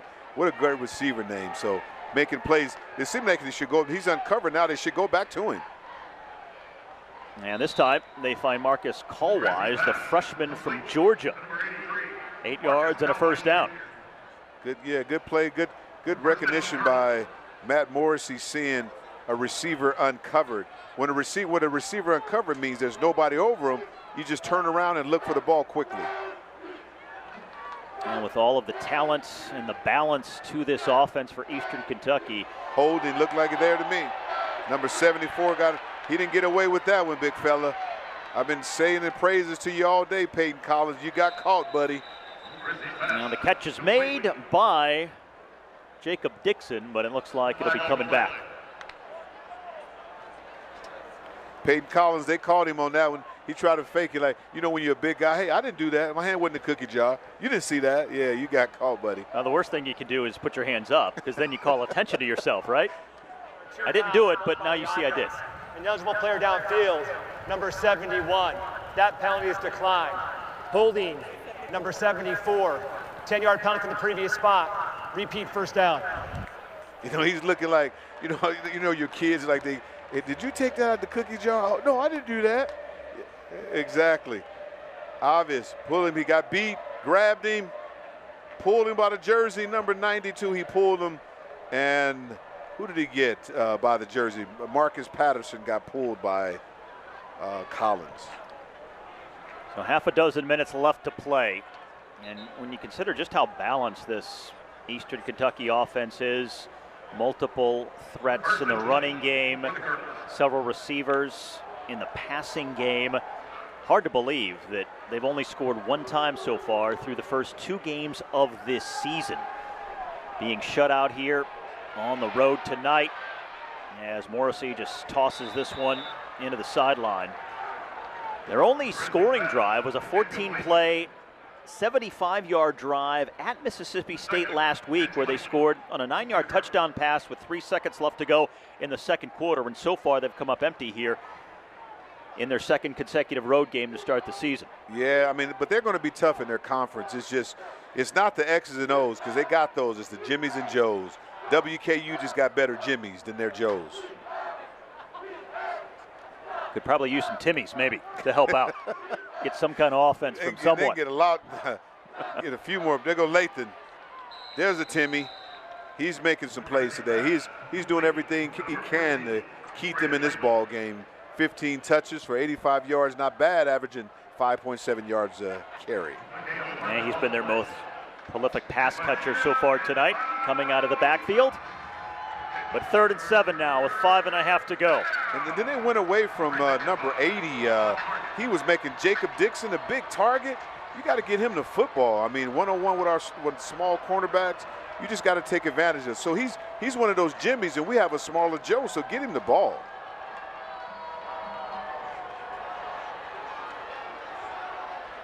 And incomplete. Well covered, and it brings up 4th down. Yeah, Anthony Johnson is well welcome. I mean, Coach Summers talked about how he's a good cover guy, and it's good to have him back with all that experience. And what a great play getting things done.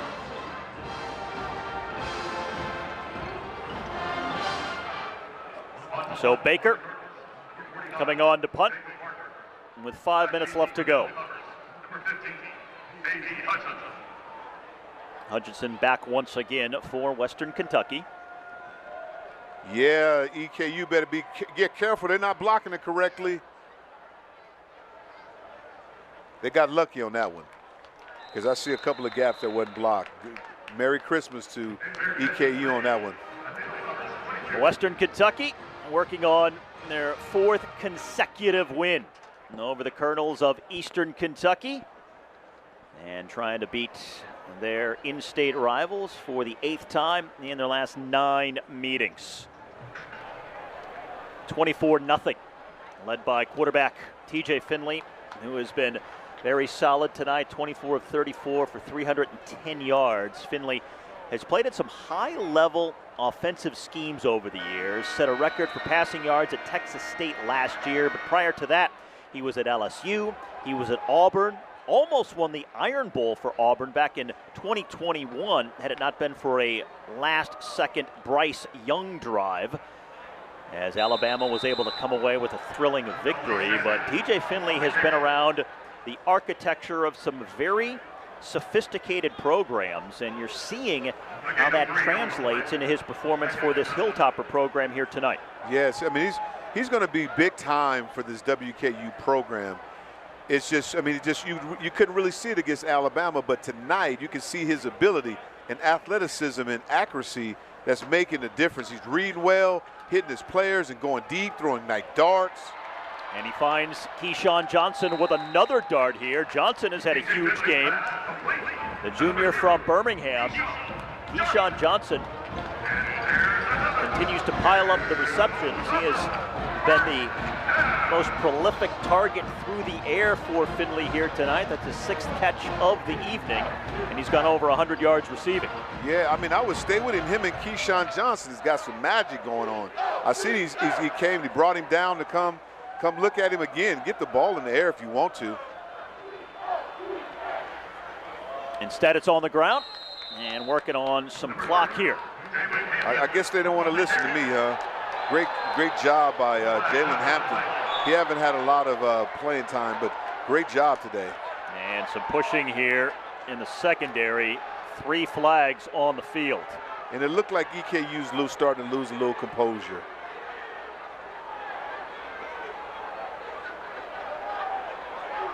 Walt Wells, the head coach for Eastern Kentucky, out on the field. He's not happy.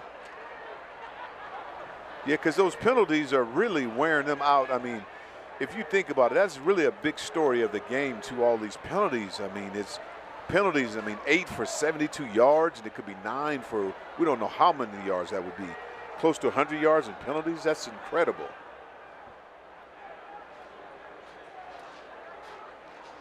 Frustration, you can see there, the team captain, looked like number 39, is telling his guys, man, you got to have a level head.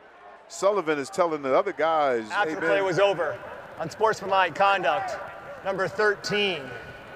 Also unsportsmanlike conduct, number 13. That's 2 unsportsmanlike fouls. He's ejected. Both those penalties being enforced. 1st and 10, wow. Western Kentucky. He was having a great game. I mean, Jordan Thomas' frustrations got him kicked out of the game, and Coach Wells is on the field because when you lose that corner, he's such a great player. Such a great player, and they just continue to go over and over. Double penalties. He hit him once, then after the flag was thrown, he hit him again.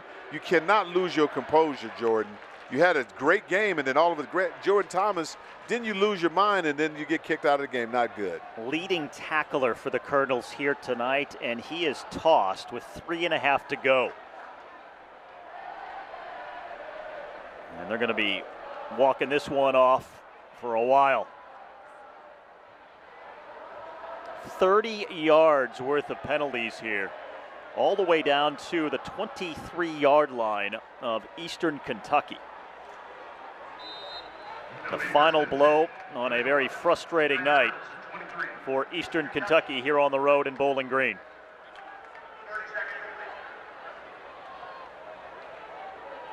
So now it's just to run the clock or give the ball to run it out with Colonel Sanders. Just keep giving him the ball.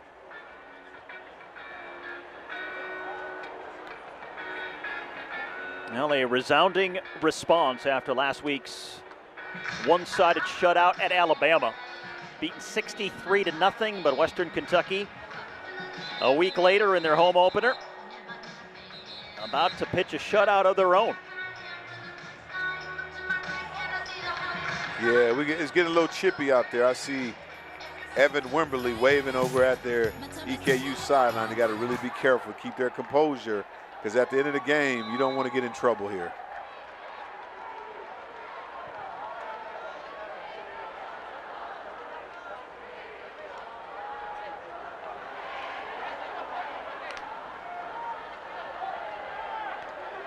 Off play action. Oh, my goodness. Dalvin Smith with a stiff arm, almost a punch. I mean, that's a grown man out there playing against kids. Dalvin Smith has really emerged in the second half as a big target for Finley. Yes, making plays.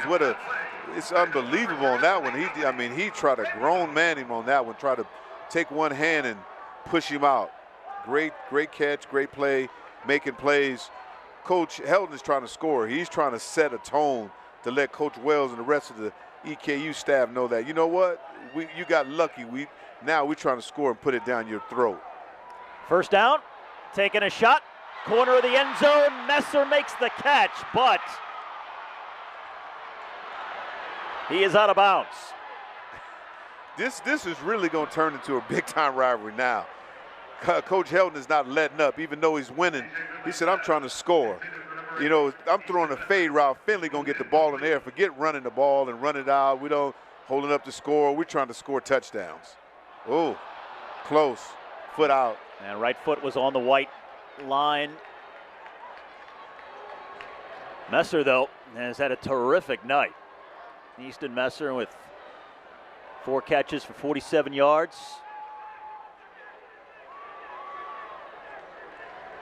Coach Wells, Walter Wells, is on the sideline too. He's like, okay, I remember this. You're still trying to run the ball, trying to score, throw the ball, score points in the red zone. But I think Coach Helton is looking more of making plays to get his offense going.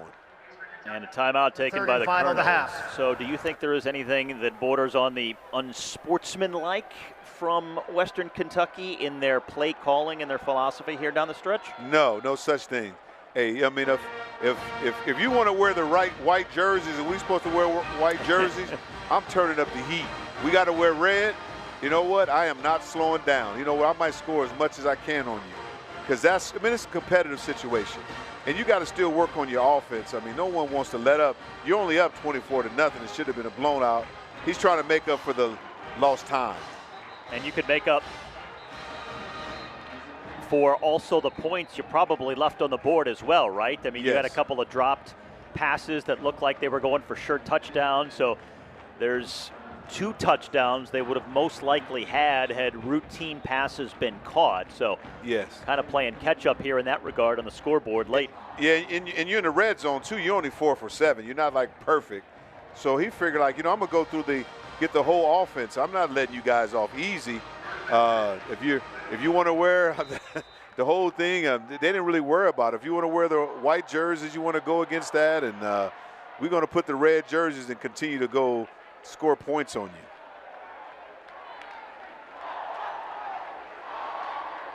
Finley with an absolute missile over the middle and went off a few different hands, one from each team. Alvin Smith was the intended target for Finley on that play. Yeah, I mean, I can't. The post game after this, those interviews and those coaches, this is going to be something else, because they are not slowing. I mean, Coach Helton is not trying to slow down, and he's not trying not to score or run the football. He's going for the end zone, the juggler.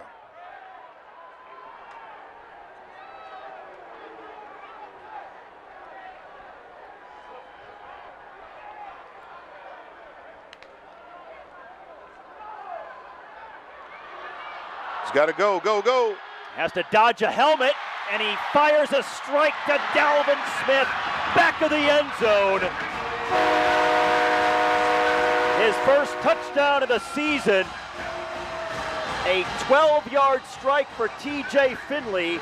His first touchdown pass of the new year as well. Yeah, great feat by Finley, stepping up in the pocket, not panicking, not running, and Dalvin Smith just getting open. But really, it's amazing. I like the competitiveness that's getting me going, got the juices flowing, because in this game, it's basically over. But Coach Helton said, hey, we got to score. We got to set a tempo, set a tone. We got a game next week, but we still got to work on our red zone offense. We're trying to score. He said he wanted attitude from his players. He is showing them his attitude with his play calling and selections here in the final few minutes.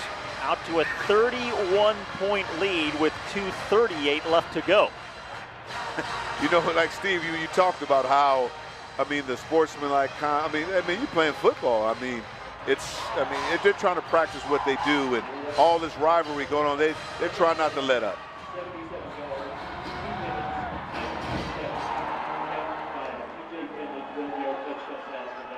Now, this has been a very interesting game for a lot of reasons.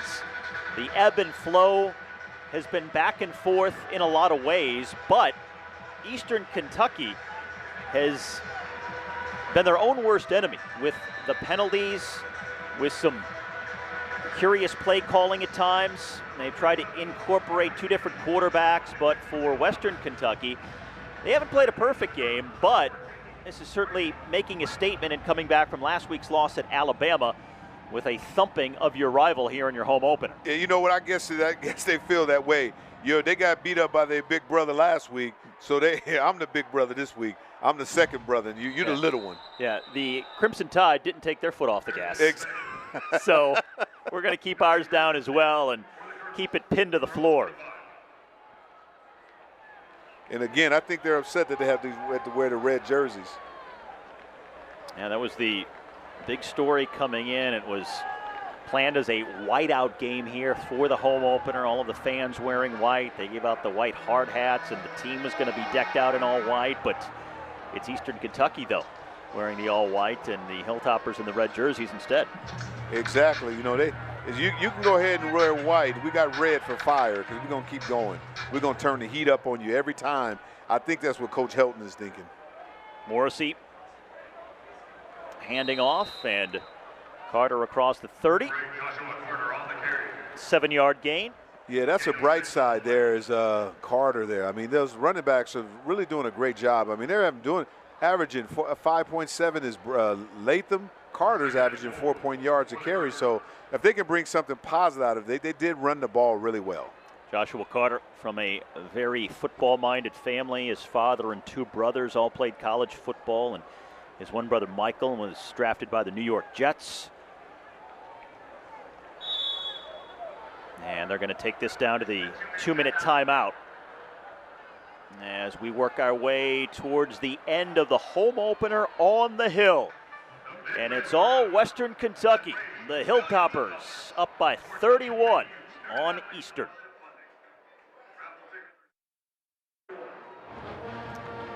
Final 2 minutes here in Bowling Green, Kentucky.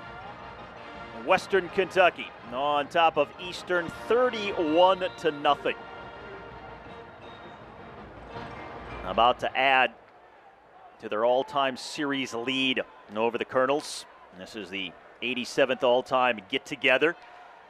It'll be the 4th straight win for the Hilltoppers, and they will have won 8 of the last 9.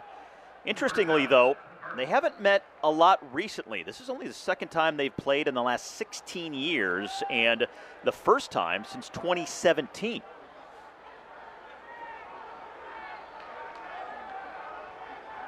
And not one that Eastern Kentucky will like to remember. Yeah, that's exactly. I mean, that's really Morris. They're still trying to throw the football. It seemed like we got somebody threw the ball in the air, but great play though. I mean, getting away of that play was a great example of somebody getting the coverage, know what they're doing. Kenton Robinson making plays down the field. Hope he's okay. I think he might have knocked the wind out of him. So he'll be helped off. 2nd and 10 coming up. Looking ahead, Western Kentucky will go back on the road and play at Middle Tennessee next week. And Eastern Kentucky will be back in the friendly confines for the first time this season as they play their home opener in Richmond, Kentucky, hosting West Georgia. Their first conference game and first of 3 straight home games after starting with 2 on the road. Yeah, and I think Eastern Kentucky is going to dominate their division. They're pretty solid. They're not that far away. I mean, just overmatched with our athleticism that WKU has. But overall, that's why they're the little brother and the big brother is WKU, because WKU paid them for this game. So it's a good job. I mean, I think when they go to conference, they're going to be okay. And Carter once again carries out to the 45-yard line. Especially that running game has been tough.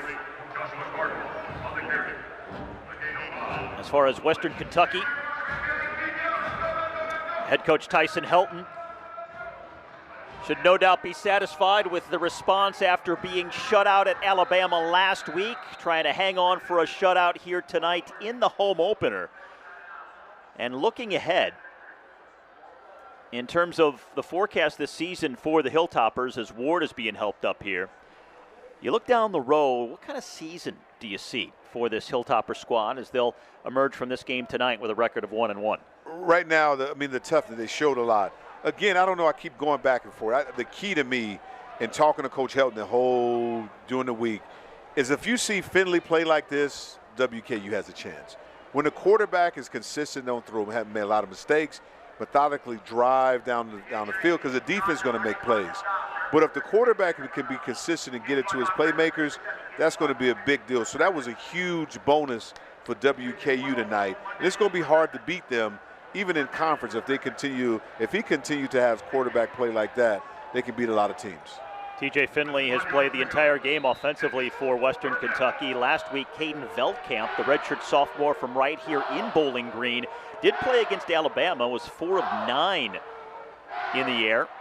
He was also the offensive MVP of the bowl win last year for Western Kentucky, but he's been on the sidelines here tonight, and the way TJ Finley has played, it looks like this might be his job for the foreseeable future. Yeah, I mean, he would have scored more than that, would have been more consistent without a couple of those drops would have made a huge difference in the game. The ball that he threw to a couple of the receivers that were dropped, I mean, earlier in the game, it would have made a huge difference, and it wouldn't have been even close. He threw that one ball to, who was that to? Number 3? That was Elijah. Yes, Elijah Young that dropped the touchdown pass earlier. Could be the final play right here.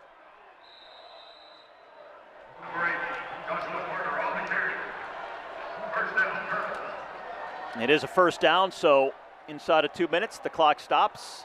Now it'll be restarted, and that will take us to the Horn here in Bowling Green. Yeah, really exciting game. Good game. Got a little chippy. And so the rivalry is still going.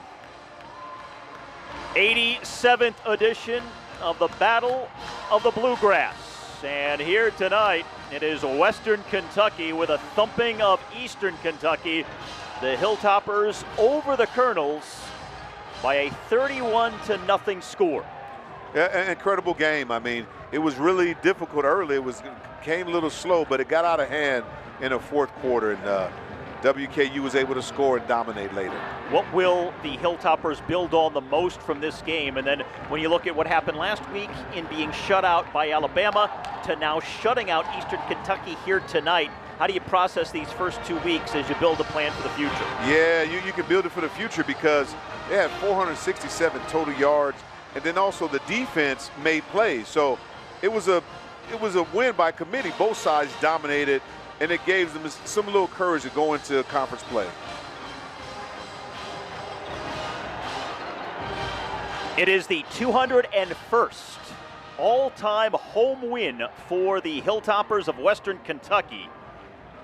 For the 8th consecutive time, they score over 20 points on Eastern, and now won 4 consecutive games over the Colonels and 8 of the last 9. So yeah, I mean, it's one of those games, it's one of those battles. I mean, WKU had EKU coming here and hosting them in lower division, but I think EKU is going to do well too. They're going to have a great season too. Once they get a conference, when they get with people that they play, just great plays throughout the game, all game, and it's been a really good game tonight. Elijah Young was the leading rusher. TJ Finley, 27 of 39 through the air from the quarterback position. And it's a final of 31-0. Now for Terry Obie, I'm Steve Schlanger. Thanks for joining us, everyone. 31-0, Western over Eastern in the Battle of the Bluegrass as we say good night from Bowling Green, Kentucky.